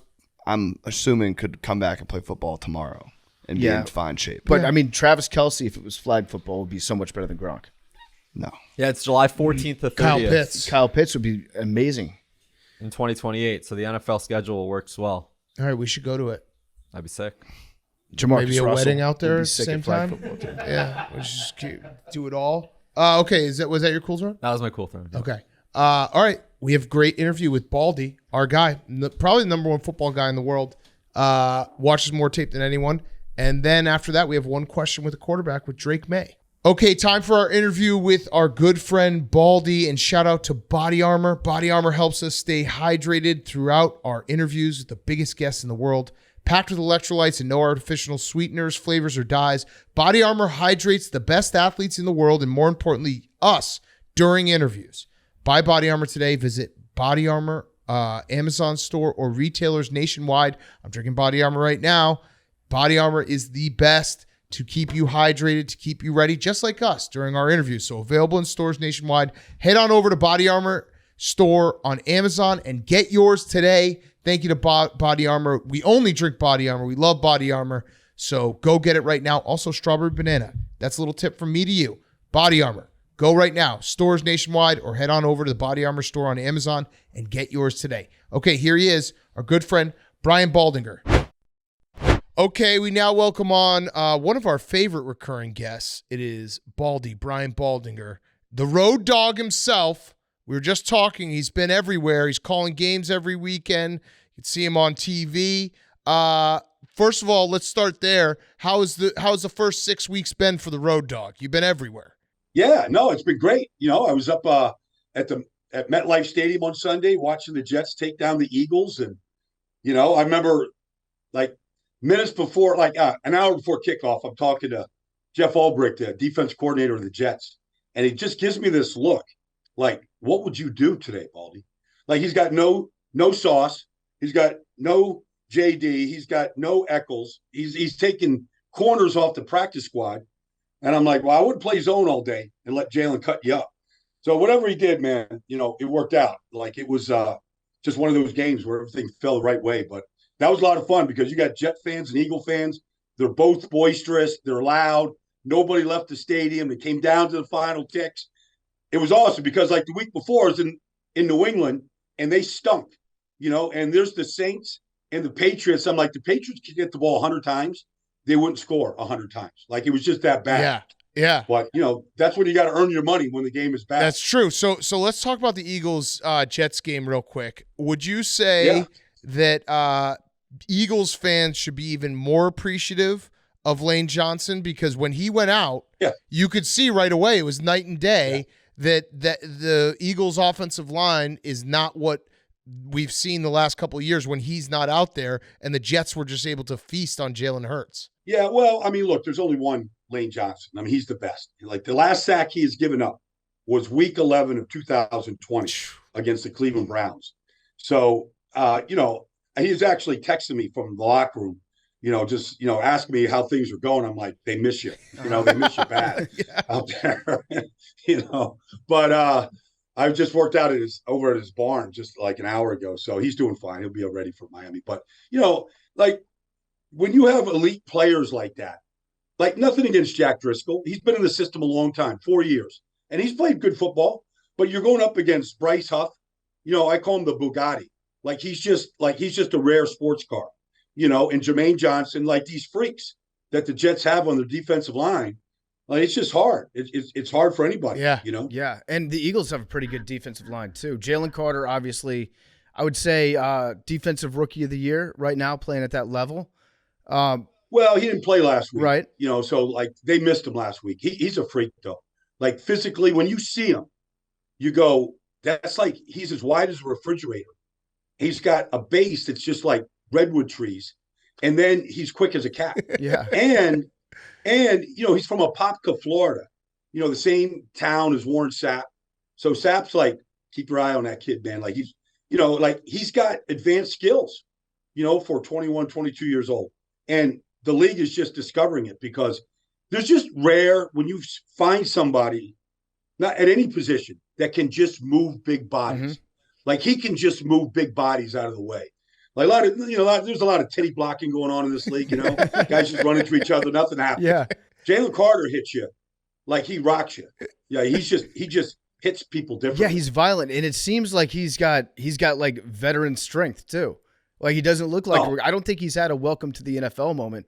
I think he's given other guys like welcome to my rookie season moments, and he seems like he's built in a physical way where he's primed to just dominate the league for the next 10 years. You kind of want to wait.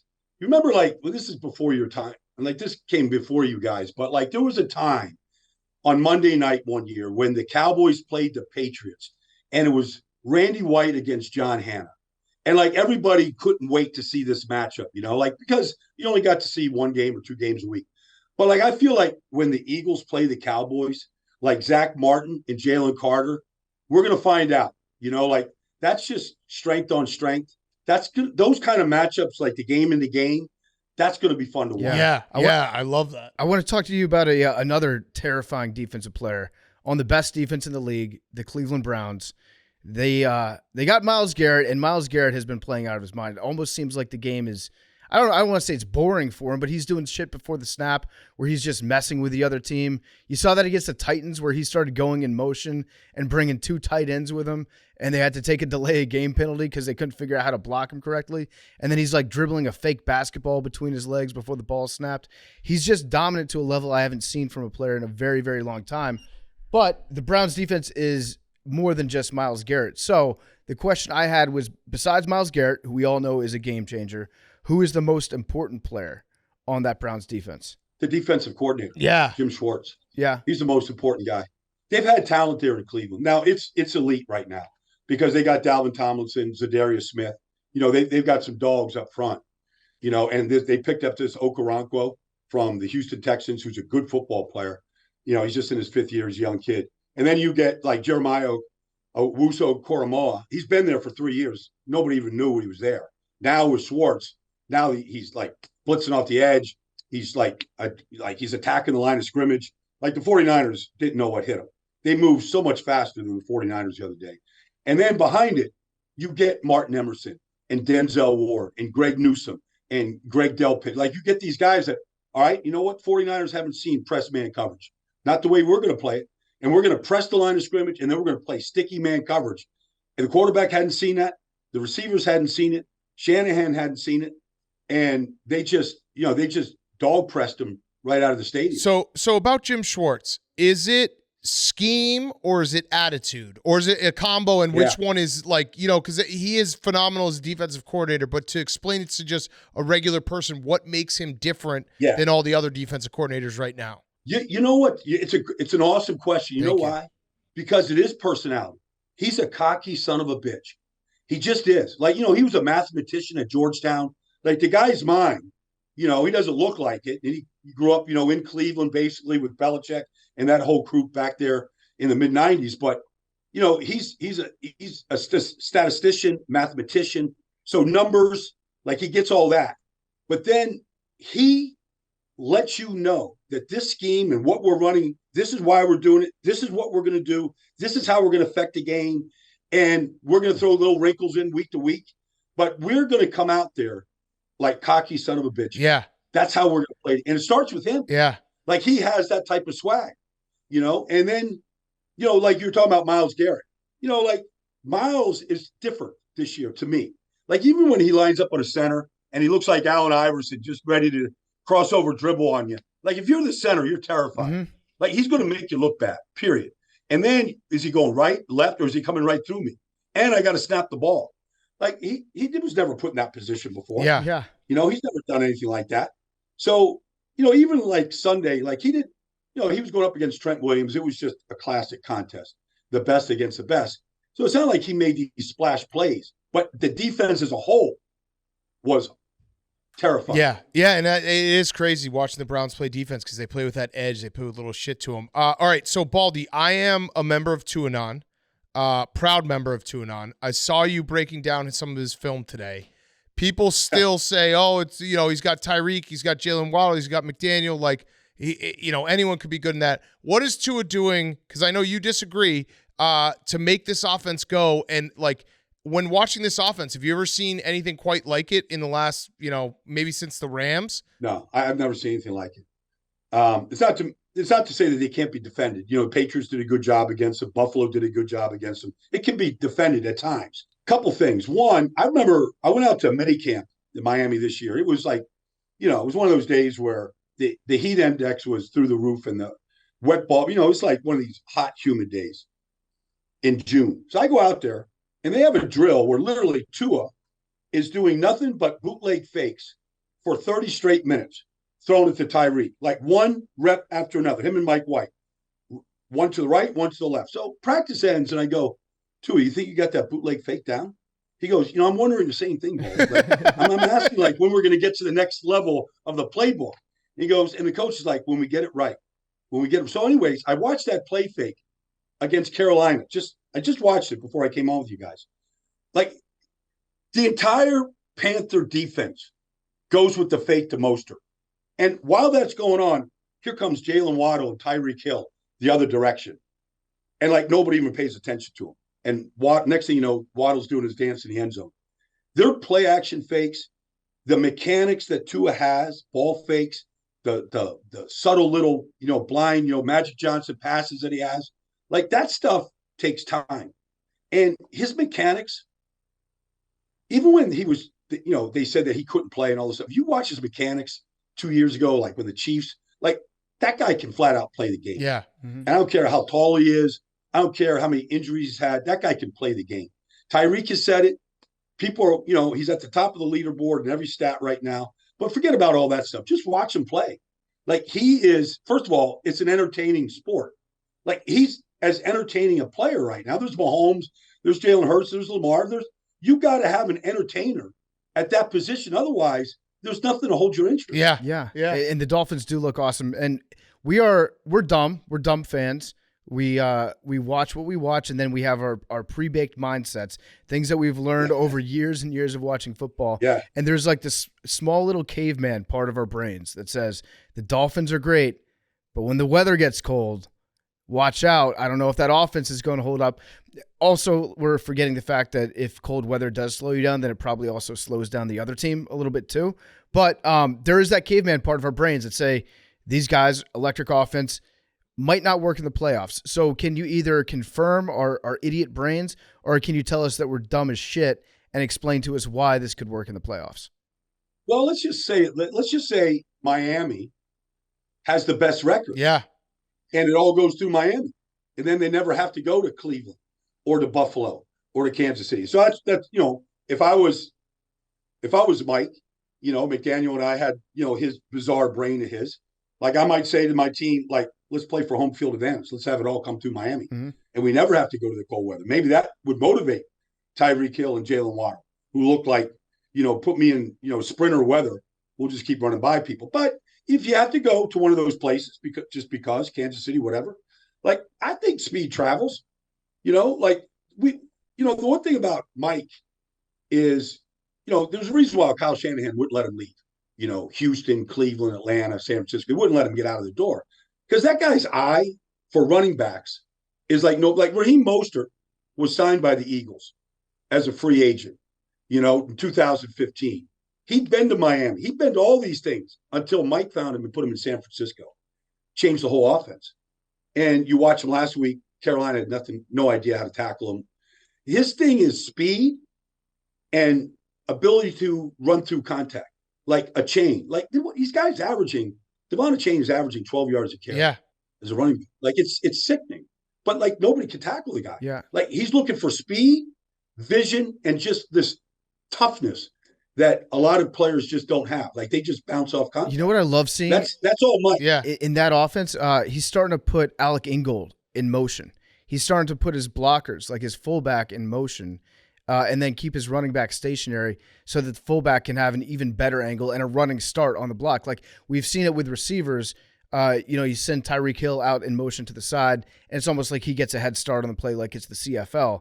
But McDaniel's doing it with their lead blocker on plays, and it's their running game is actually, it's sexy to watch. It reminds me of the 49ers in that way, where it's like, I really love watching the Miami Dolphins run the football. Well, so, nobody runs more pre-snap motion than the Miami Dolphins. Second is only San Francisco. So every single play has a shift and a motion, at least a shift and a motion. There could be more. So if you think about, you're the defense, okay?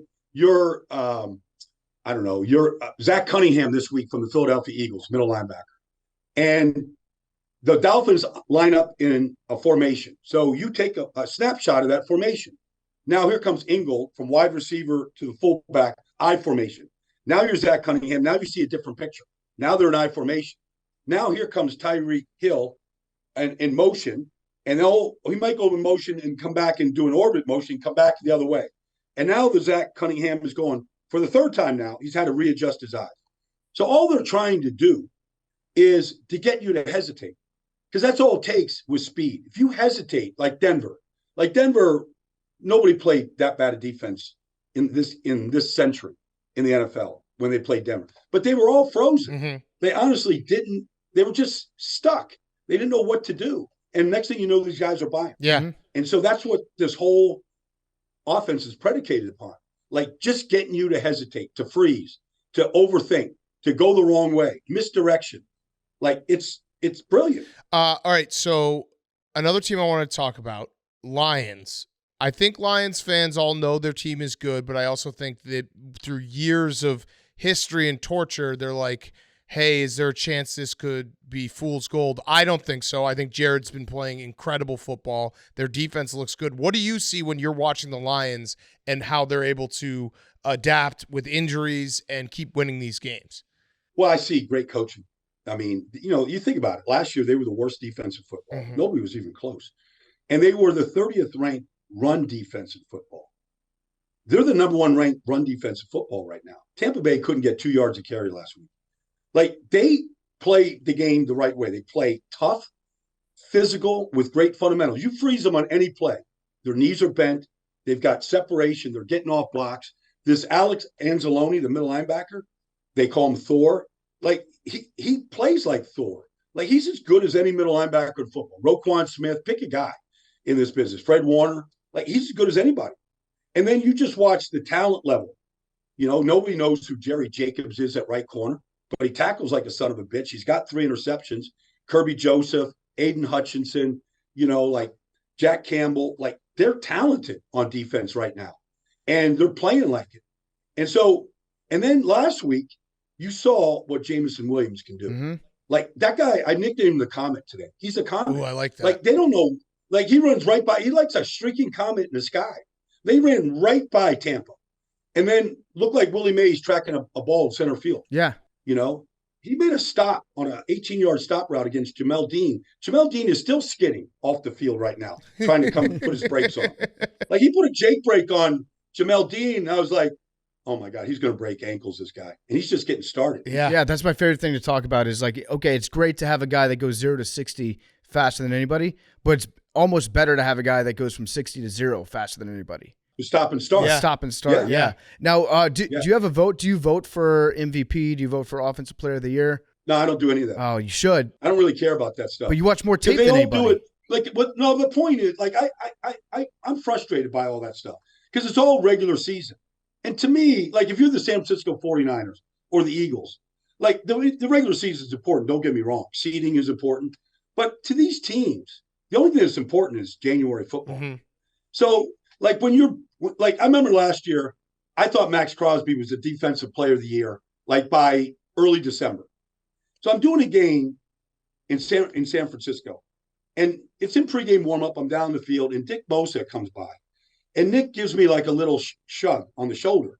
And he just whispers to me, so you think Max is the MVP? I go, well, he plays every single snap, Nick. Like, I see you're going off the field. He never comes off the field. He goes, yeah, well, I'm trying to win a championship, though, Baldy. So his point was a good point. Yeah. Like, he's trying to play 20 games. Max might play 17 games. Mm. So I understand the point. But the point is, my bigger point is, well, can we just play this thing all the way out and then award these players the trophies. I agree. Because I feel like what you do in January is vitally important. Yeah, or at least wait a couple weeks into the postseason. Yeah, no, it's true. Yeah, it's true. So, but if you were to have an MVP vote, am I delusional to think that Jared Goff is in the conversation right now? No, they're 5-1. He's playing great football. The offense is dynamic. The guy's tough as can be. Like everybody thought he was this rental in Detroit, and they'll just use these resources to go find it. You're not going to find a better quarterback than Jared Goff. Mm-hmm. Yeah, he knows. First of all, he's in lockstep with a really talented offensive coordinator, Ben Johnson. And so they really see the field the same way. He's got a stud rookie tight end in Laporta. He's got a number one receiver in Amon-Ra St. Brown. He's got a bunch of running backs that get banged up, but they just keep rolling along. He's got an outstanding offensive line. There's not many people in this world like Penei Sewell, that could just, like, if there was a 18-wheeler truck with the flat tire, he could move the truck off the highway, just by himself. Yeah, man, like he's that kind of. But like he's not going to play any better or go anywhere else like he is right now in Detroit. This might be the best team he's been on. Yeah, I would he went say to a Super Bowl. Yeah. All right. I know. All right. So I'm at the point in the season. It happened earlier than I thought that I'm like, don't even want to talk about the Bears anymore, but we were talking about it before we started. So very quickly, is it Justin Fields or is it the offensive coordinator? I mean, I thought they were improving, honestly, until last week. So they played the Minnesota Vikings last weekend.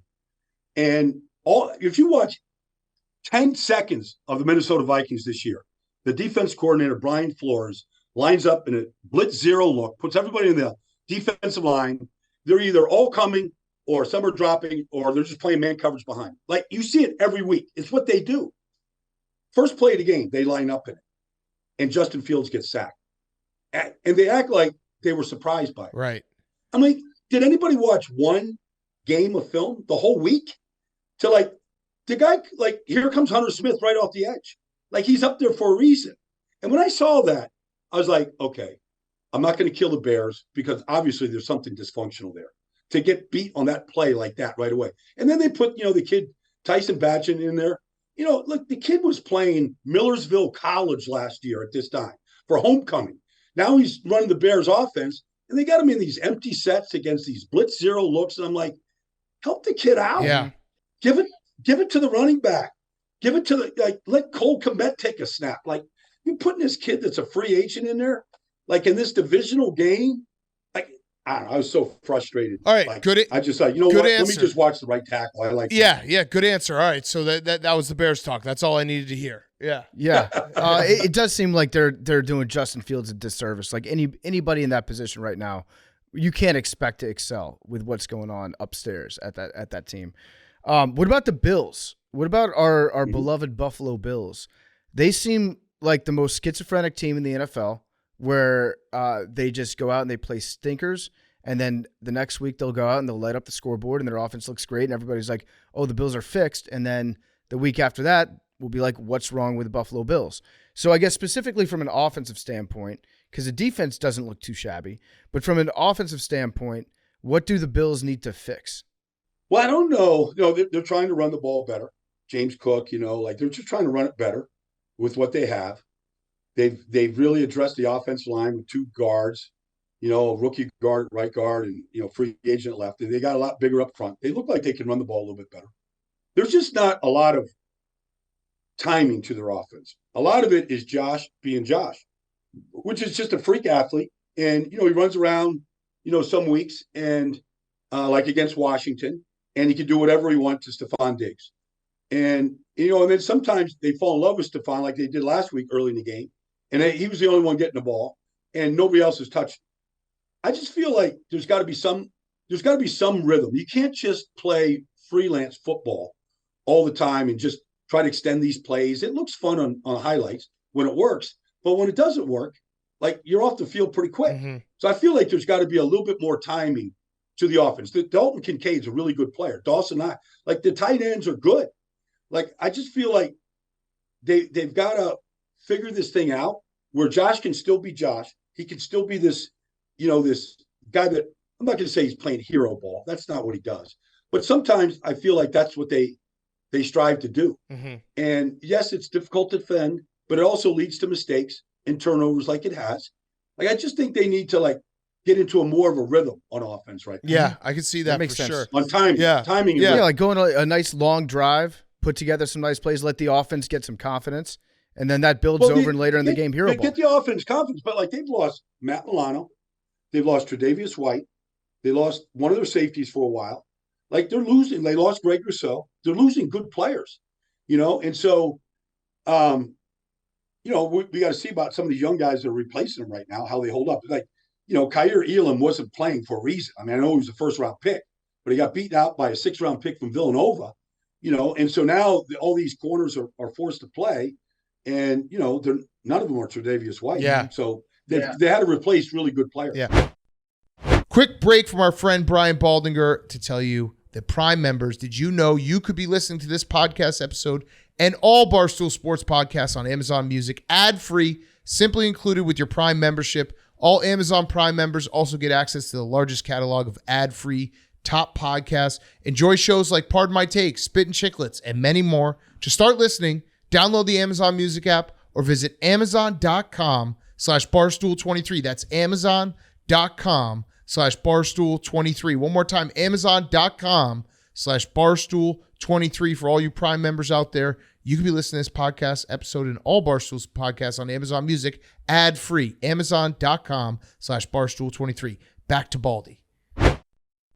Okay, so we judge teams on their win-loss, which is stupid. You obviously watched the tape. Tell us a team that maybe doesn't have the record right now, but you're like, they're playing good ball, and I'm going to expect something from them in the second half of the season. Well, I feel like if Seattle can get healthy, Yep, they're a team that can make noise because they play. Pete Carroll's a great coach. He's just a great coach. And from everything, from a motivator to like, he's got a vision of how to play the game. Like, I feel like Seattle, they've been playing rookies on the offensive line and they've gotten beat up there. And, they've got some growing pains on defense with some young guys. I feel like that's a team that could round out into form. Mm-hmm.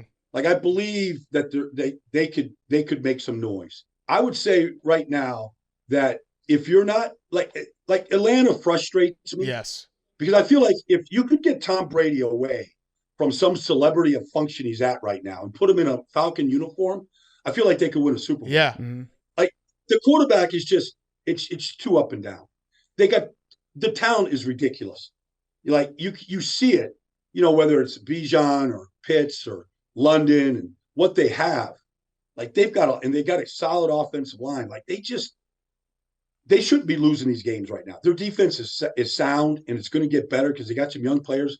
I feel like Atlanta, they might find their stride before this thing is over. I like that. Yeah, that's a good answer. They do look tough on defense. They were playing my Commanders last week, and I just have one Commanders question for you because we talk about them enough. But what is going wrong with that defense? Because Sam Howell looks good at the quarterback position. The offense looks okay at times. I'd like to see him run the ball a little bit more if they can. But the offense doesn't seem to be the problem in D.C. this year. It seems to be Jack Del Rio's defense, and they've got four of the best defensive linemen up front playing almost every down, and you'd expect a little bit more from that group and with the talent that they have. So what is going wrong in D.C.? How do you fix it? Well, I mean, you got 4 number 1 draft picks on the defensive line. That doesn't mean they're great players. Like, they got to play harder than what they play. Chase has to play harder. Like, he's got talent, but he's blockable, though. I see tight ends block him. He's got to play harder. They've got to, and I told Chase and Montez Sweat this a couple weeks ago before the Eagles game. I said, it's up to them to basically, the great defense is in this whole business right now. Like, there's none in Chicago. Sorry about that. I mean, they're trying to play hard. But, like, defenses are built around the defensive lines. The great defenses in football have game changers on the defensive line. And they change the game. They hit the quarterback. They hit the quarterback's arm, ball pops up. Like, they chase the quarterback like the Jets did the other day to Jalen Hurts. Like, put your resources in your defense line. But if you do that, make sure they're dogs. Mm-hmm. Like, get after it. And, like, never stop hustling. Like, you watch this Jalen Carter now, like, he's a dog. Like, the ball's thrown, get down the field and go chase it, knock it loose. They've got to do more up front than what they're doing right now. Yeah, I feel like Sweat has that effort. Sweat doesn't give up. Allen has that effort. Payne has that effort. Chase Young, once every like 3 or 4 plays, he'll just stand you up, stick an arm out, and not even try to get downfield and get blocked by a tight end, like you said. Chase, right now, like he needs a better arsenal to attack an offensive tackle or protection than what he has. He can't, he doesn't have the power just to run people over the way some guys do in this business, but he hasn't developed a good enough arsenal to beat people. And that's what you need. You need tackles out there like going, what the hell is he going to do next? Mm-hmm. He's lining up wide. He's lining up short. Like, I don't know what, like you need to keep those tackles guessing. And then when this chip comes and the running back comes to help out, like you got to defeat that. Yeah. Like Max Crosby defeats every block comes at him. Mm-hmm. Like he's just a different animal. But, Chase right now needs the other guys to make something happen. And then he can use his athletic ability to run and chase and make something happen. But they're not doing enough up front right now. Yeah. All right. So one of the most volatile debates online right now, this is why I love you, Baldy, because you watch the film. You give us a fair take. Justin Herbert. Tell us what you see with Justin Herbert, because there are people who think he can do no wrong. There are people that think he stinks. It's clearly somewhere in the middle. And like last night was a perfect example where he misses a few throws that win that game, and it's fair to criticize him, even though he is a phenomenal quarterback. Well, it's a talent. He's a talent. Like you watch Justin Herbert warm up and throw a football. You're like, nobody looks better than that. The ball spins, it comes out. It's like a tight spiral. Like he looks the part. But, last night they seriously had a game plan to go after Deron Bland with Keenan Allen. And he double moved him twice. And he was completely shook the corner. He just got to make, like he sailed both plays to him. Like if you complete just one of those, maybe it's not a 3-point game. Maybe it's a Charger win. So like they can't run the ball. Like, Dallas played 4 safeties last night. You got to run a team out of 4 safeties. You got to make them put bigger people on the field. They couldn't do it. But I thought he missed 2 big shots there. I thought the 4th and 1 where he rolled out, he could have just taken off with it. Like he's running more this year than he has in the past. Like he's run for 3 touchdowns this year. He didn't run for any last year. I know he's got the bad banged up, finger on the left hand. But I felt on 4th and 1, go get, like Mahomes is not hesitating. He's just going to go get the first down. Right. And I feel like that part of him is missing. Like immediately, as soon as he saw Keenan Allen double on that 4th and 1 rollout, like just go get the first. You're 6'6", you're 240 pounds. Just go get the first down. Yeah. That's a good answer. What about the other side of that game last night? The Cowboys. They look pretty good. Defense looks excellent. Their line on offense, at least, is like we talked about moving people. They can move people on that offensive line. I personally, I'm a self-avowed Dallas hater. I grew up in Washington. Have to hate Dallas. A lot of people out there hate Dallas. A lot of people love Dallas. But I'm of the opinion that it's better for the Dallas haters if they continue to play better and better and better, and the expectations get really, really high, and then they don't meet expectations at the end. But right now, what I'm seeing from them actually makes me scared that Dallas is going to be a very, very good football team this year, and they're going to be able to compete later on. I know they said, let's play again to the 49ers. I'm afraid that the Dallas Cowboys are a legitimately great football team right now. So what do you see from the Cowboys that makes them great? And then what do you think is the one thing that could be a liability for them? Well, I don't think you're a great team. I think the Cowboys look like that classic high school basketball team that when they play that game in that little small gym and it's packed and they're just running and dunking and fast breaking, they look unbeatable. And then you put them on a big NBA court out there and they're like, and they slow it down and they don't look like they could do anything. Like the 49ers just, fast break them to death. Like, and they didn't have any answer for that. Arizona ran the ball for 220 yards against them. Those things are issues, losing Leighton Vander Esch, losing Trayvon Diggs, like those are bad losses. Mm-hmm. You can only lose so many guys like that. I don't feel like Michael Gallup, I don't even know, like they keep throwing it to him. Mm-hmm. He never catches it. There's no timing there. Like, I don't get that at all. Like CD's a legitimately great player, no doubt. Like he's as tough as can be, like a hell of a competitor, he's a good route runner. Like CD's the real thing. Sometimes they go away from him. He doesn't get any targets. I'm like, he should be like Devontae Adams or Stephon Diggs. He should be getting 10, 12 Puka Nacua, he should be getting 10, 12 targets every game, no doubt. So I feel like they go away from him sometimes. And I just worry about Dak in big spots. Yeah. Like we've seen it. Look, I played in Dallas. I understand there's Staubach and there's Aikman. You're always going to be compared to those guys. And that's fair in Dallas. But like you have to play big. You've got to elevate the guys around you in big games against the 49ers, against the Eagles. It's not like the Chargers stink on defense. Like they just do things that bog your, they just make you just like shudder a little bit sometimes. But I feel like the Cowboys against opponents that are lesser than them, less talented, they can go put up a big number. But I got to see them against the Eagles. See them against the 5 or 6 really good teams in this league right now. Yeah, it's a good point. All right, I have one last question, Baldy. This has been great. We love having you on. It's a throwback question, rhoback.com. Promo code TAKE, 20% off your first purchase. Q-zips, polos, hoodies, joggers, shorts, everything, rhoback.com, promo code TAKE. Give us one guy that you're obsessed with this year in terms of freak when you pop on the tape. One guy you didn't, maybe wasn't your guy last year, but now whatever he's doing, could be a rookie, could be a vet. Yep. One guy. DeJuan Jones. Okay. Right tackle for the Cleveland Browns. I nicknamed him, he's got a nickname, Big Thanos. I nicknamed him the Pacific Manta because he literally, when he was playing Pittsburgh and TJ Watt, he had a play where his left hand was in Pittsburgh and his right hand was in Cleveland. His wingspan is 7'5". Jeez. It's a freak. And he's 380 pounds and he can move. And he's got this swagger. He's got that big man swagger. Nothing bothers him. TJ Watt beats him. Okay. TJ Watt beats everybody. Didn't bother him at all. Nick Bosa, he shut Nick out. Nick didn't get nothing off him. He's going up against the last 2 defensive players of the year. He just acted like it was, Ohio State against, Indiana. Mm-hmm. No big deal. I love watching the kid play, though. I love it. Pacific Manta. They want to give me a big fan. They want to give me a DeJuan Jones jersey. I'm like the official fan club guy right now. But I love watching him play. All right, great answer. Any other great nicknames you come up with?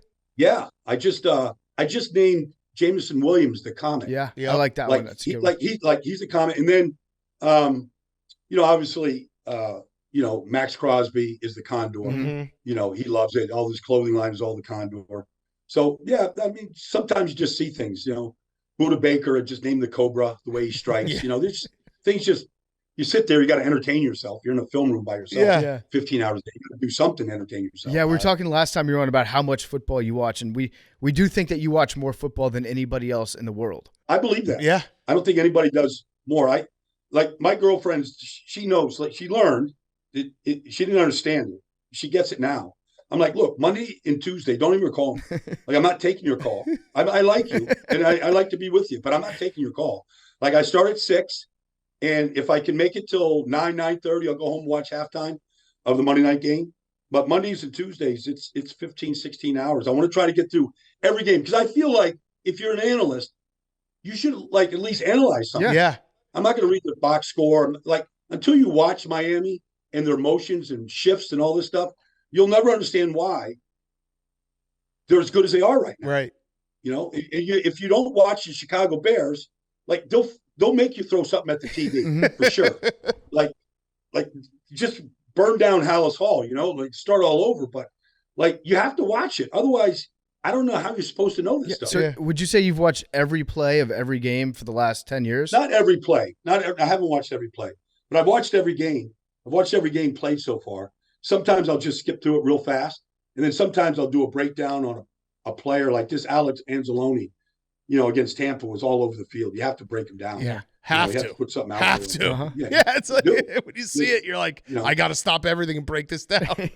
Yeah. So it takes a little time to get it done. And then, things don't upload on Twitter now for whatever reason. And now you're like, you're ready to blow yourself up here. But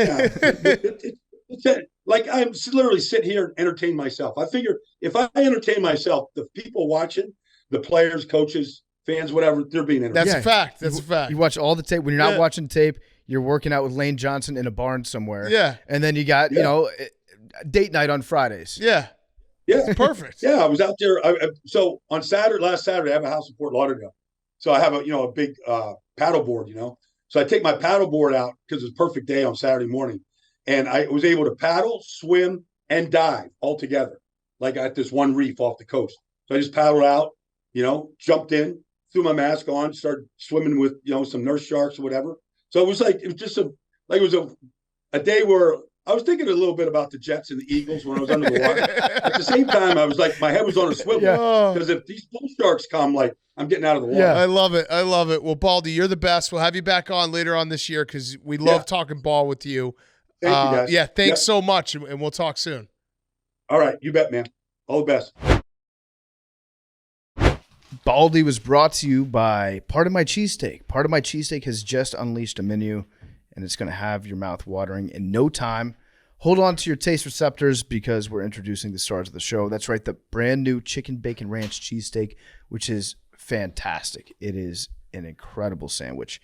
They've got the irresistible chicken tenders and the monumental Big Cat combo. Whether you're a cheesesteak aficionado, a finger food enthusiast, or simply someone who values the art of comfort cuisine, this menu has something for everyone. You can order now on partofmycheesesteak.com. Also available on Uber Eats, also in stadiums. We're in stadiums across this great land. We had some of the Part of My Cheesesteak at FedEx Field. It was awesome. Me and Memes had a sandwich each. Tremendous sandwich, great fries, great drinks. Love Part of My Cheesesteak. Check it out right now on partofmycheesesteak.com or on Uber Eats. And now here's Drake Maye. Okay, it's time for one question with the quarterback, and we got a great quarterback this week.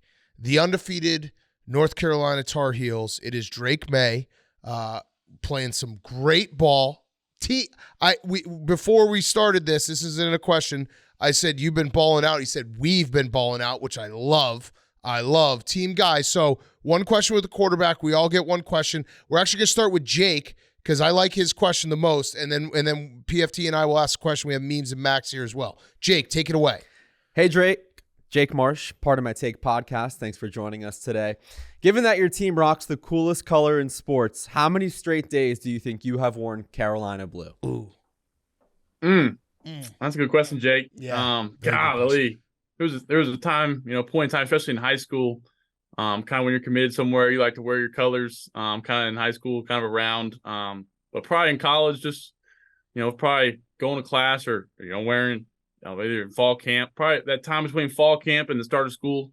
I think probably a month of probably at least something Carolina blue, whether it's J's on or sweatpants or a shirt like this. So I try to keep it on, try to rep the school and, whether it's Carolina blue or navy, but it's the best color in the country, and it's hard, hard not to rock it. It is the best color in the country. I have a theory that at least 20% of the students at North Carolina picked it solely because of the colors, because it is that good of a color. Like if I had to pick a school again, I maybe would do North Carolina just so I could rock the colors. Okay, good question, Jake. My one question with the quarterback. Circle of trust. There's a trust tree here. Have you at least peeked every now and then, maybe even go on private mode on your phone? Have you at least peeked at some mock drafts? Just take a look. Just, we don't read our press clippings, but have you just peeked and been like, oh, okay, that's interesting? Sometimes you'll get tagged in them, and they pop up on your feed a little bit. Sometimes it's weird. I got ESPN notifications, and sometimes I'll see my name in them. It's just weird, seeing that, growing up, seeing ESPN alerts and just, seeing following somebody big time, and then now in that point of view. But you come across them, but I really try to stay out of that and just focus on ball. Okay, all the stuff.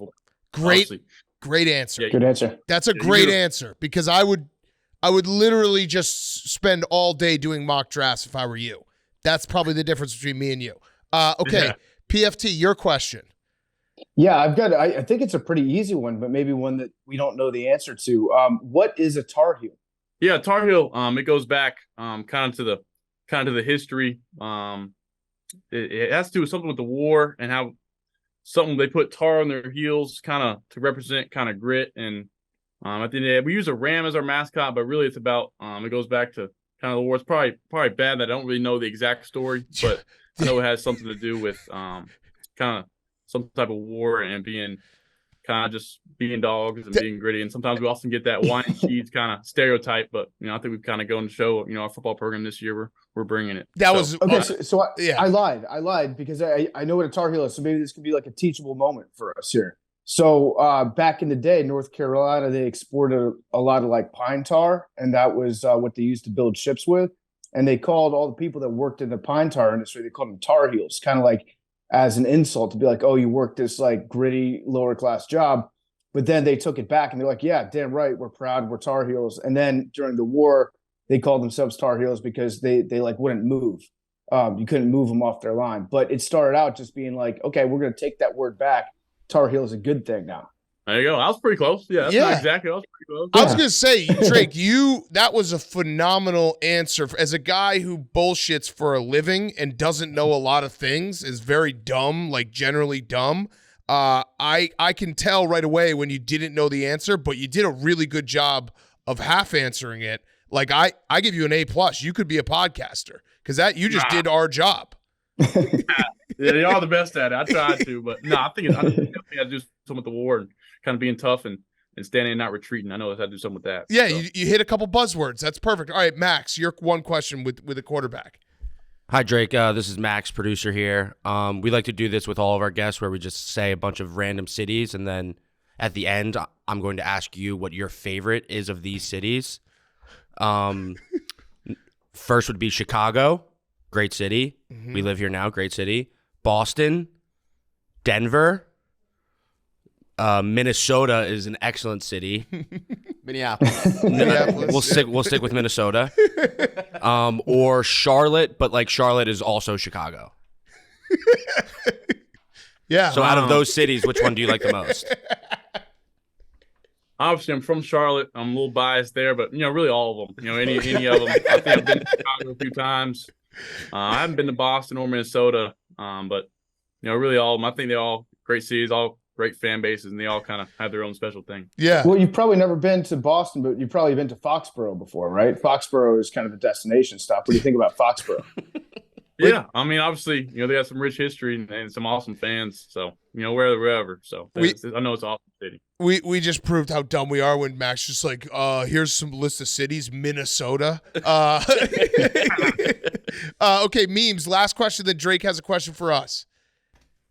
Hey, Drake. How far can you throw a football? Ooh, good question. Good question.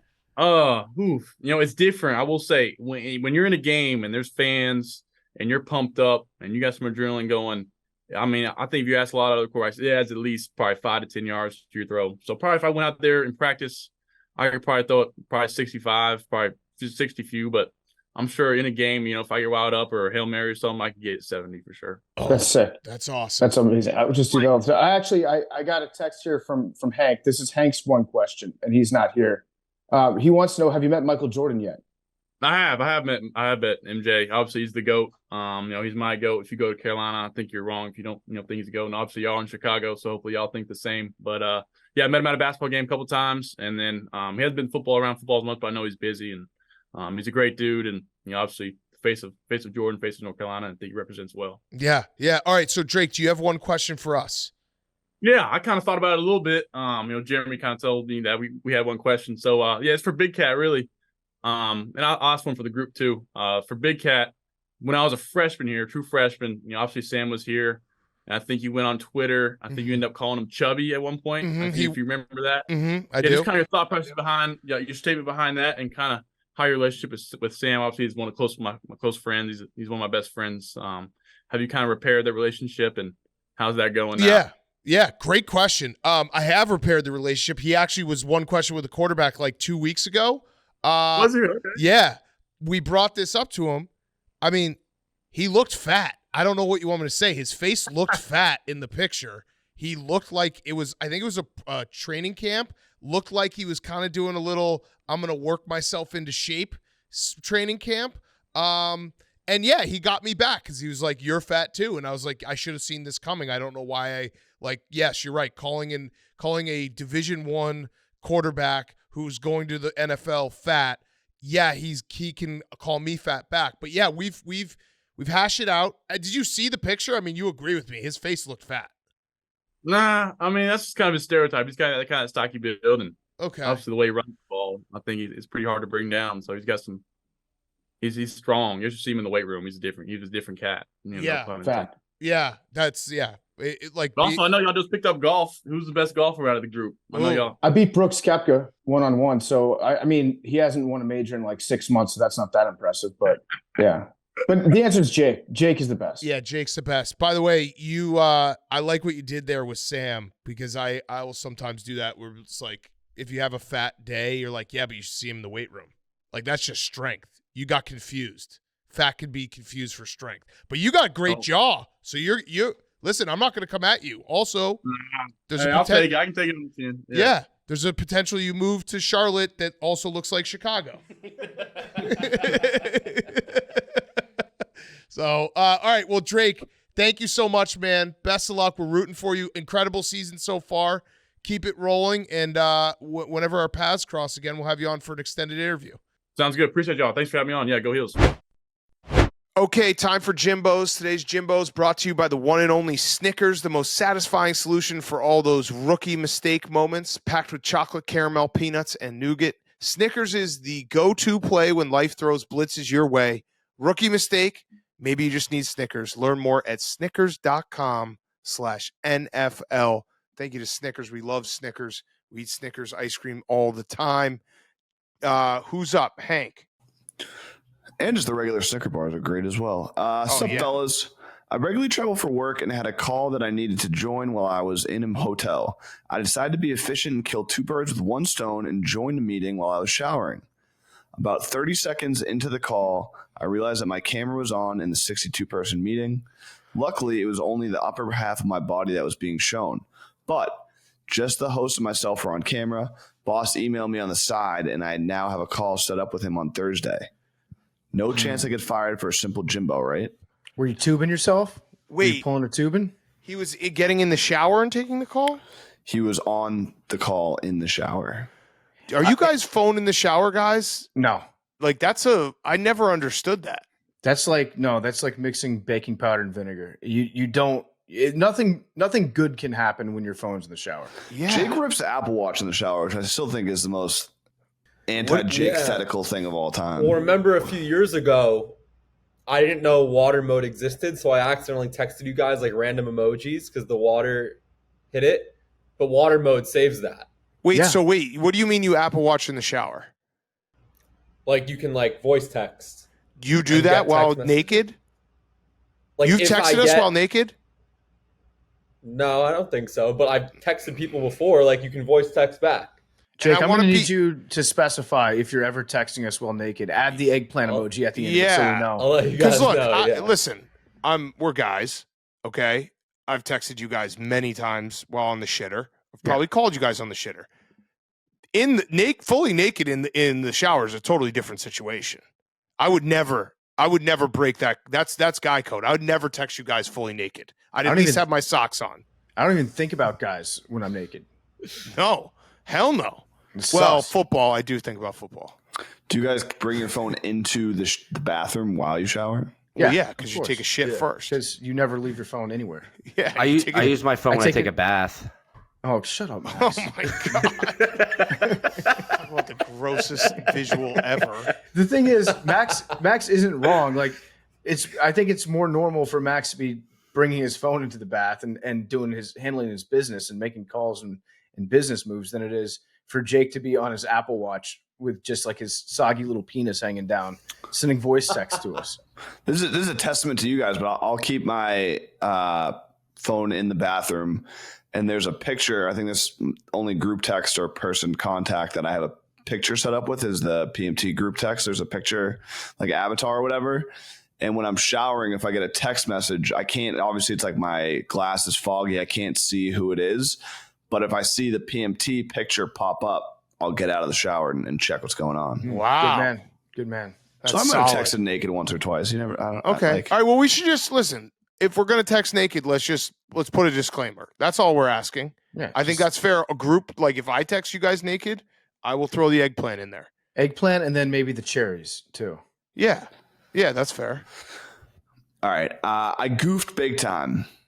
I'm planning a New Year's trip with 2 different groups of friends. There's one girlfriend that the larger group secretly can't stand. And with both group chats having similar names, I talked trash about the girlfriend in the wrong chat and got exposed big time. How do I come back from this? Can you play it off like it was a joke? Like, do you have that relationship where it's like, like I call you bitch, that's kind of the relationship we have. Oh man, that's the only play. The only other play I have, and this is more speaking of my age, because like the older you get, you just kind of lose friends, and you're also not. You're like, all right, I'll like, okay, that friendship's over. I think maybe that friendship's just over. Like, you don't like her. Yeah, you might as well just go twice as hard at that point. Like, yeah, just right. Hopefully you're friends with the boyfriend of the girlfriend, and it's not like, your girlfriend's friend, but you can just be like, dude, I obviously fucked that up, but I gotta just be honest. Yeah. Just be like, this is what it is. It just is what it is. I bet if you take the road of, this is just how I feel, your honesty will actually make you closer with many people in that same group chat that are all thinking the exact same thing, but never had the balls to say it. You can just act like you had the balls to say it. But like, don't be the guy. The only problem with that is, I agree with you, PFT, that definitely might bring you closer. Just don't then talk for everyone else, because people will probably be like, yeah, she does suck. But don't then say, well, guess what? I talked to everyone and they all think she sucks. That would be then you'd be an asshole. Yeah. And like, don't go out of your way to bully her. Don't just light bullying. Don't make it a thing, but just having her know that you don't like her.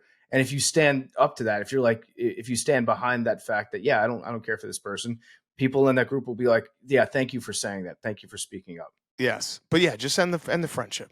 It's fine. You'll get new friends. And if you don't, who cares as well? Football's on. You know what sucks is pretending to really, like, if you're in a group of friends with somebody that you don't like, pretending to have to be great friends with them on these long trips. So you just kind of save yourself. Well, and also, it's not like a secret. You have friends, you have friend groups, and then you have friends that like you wouldn't, if you're not like spending a ton of like solo time with them. Maybe it's not a secret. Let's just say they probably know. Or if you didn't want to stand behind it, you could just go get a new phone and then act like you got a new phone like a week ago, and that somebody else got your old number, and now they're texting the group chat. They hate the girlfriend. Yeah. Check yourself into rehab. Yeah. Okay. Last one. Just say I'm seeking therapy, and then that'll wipe everything away. Just emphasize your original text. I went to the Jets-Eagles game at MetLife, parked in the American Dream. This guy used no punctuation. King. I went to the Jets-Eagles game at MetLife, parked in the American Dream because I thought everyone was an idiot. Supposed to be a period here, but there's not. I'm just going to read it like he wrote it.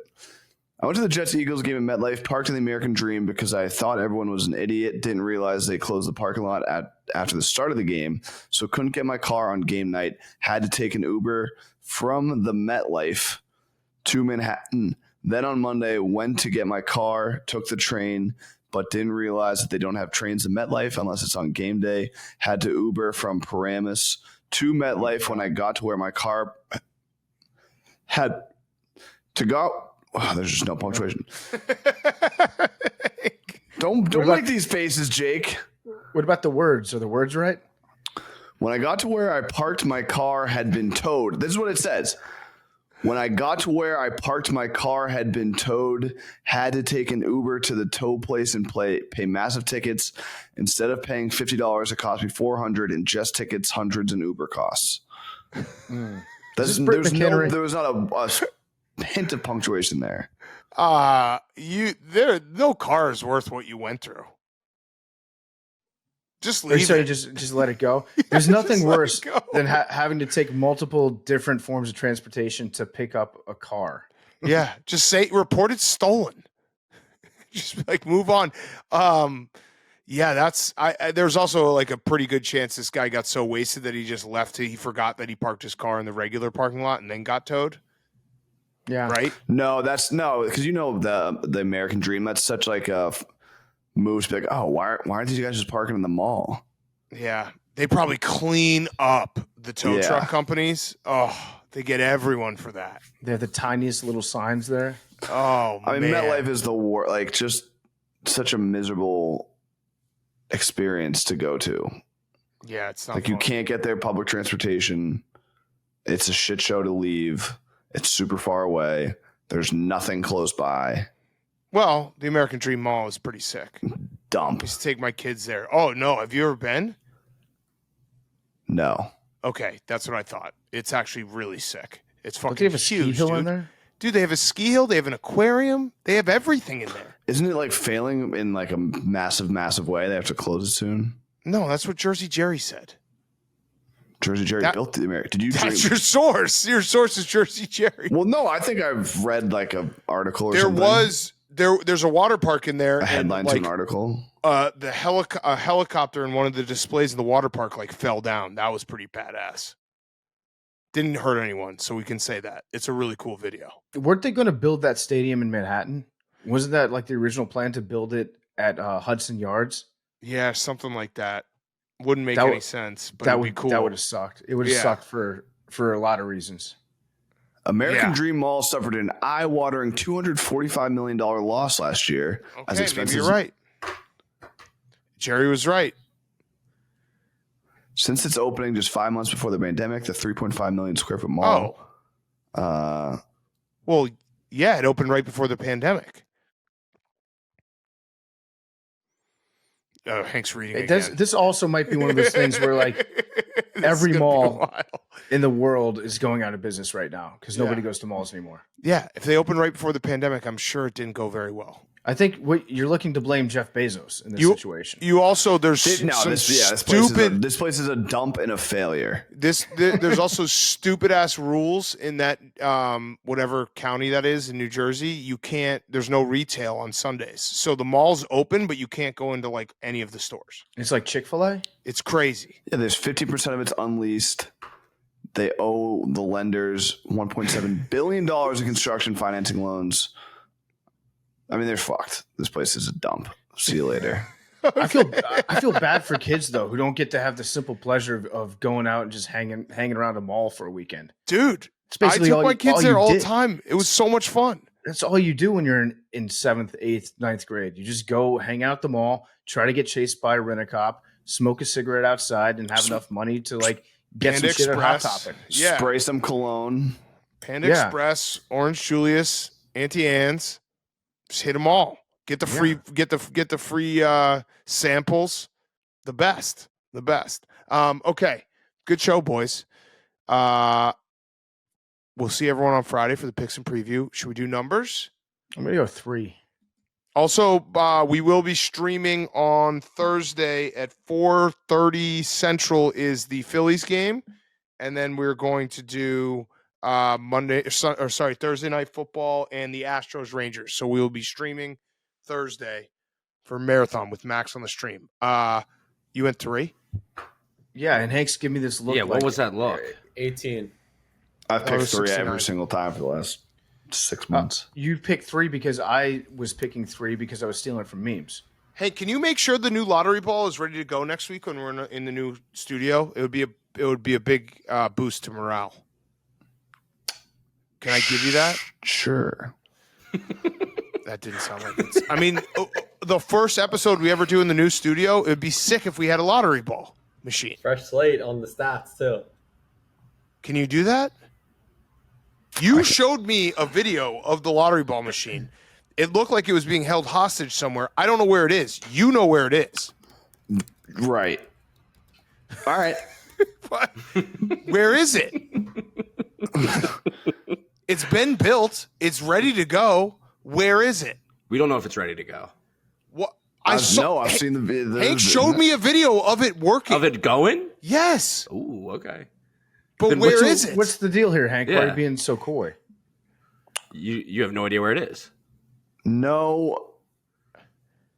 It has to get wrapped. I'll work on it. Don't worry about it. There's Make this a priority. Put this in the Hank Lockwood priority list. All right, I'll get on it. Get first everything everything else off your schedule. Just this.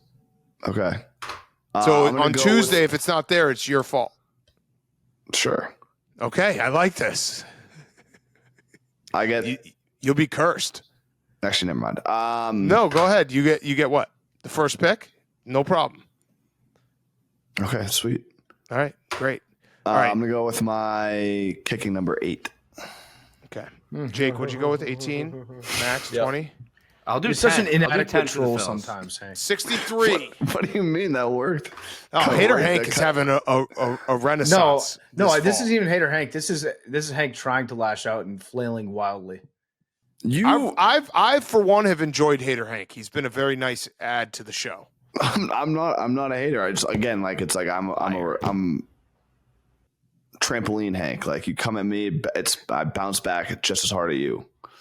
PFT tries to take my number. You took my number that I took from memes.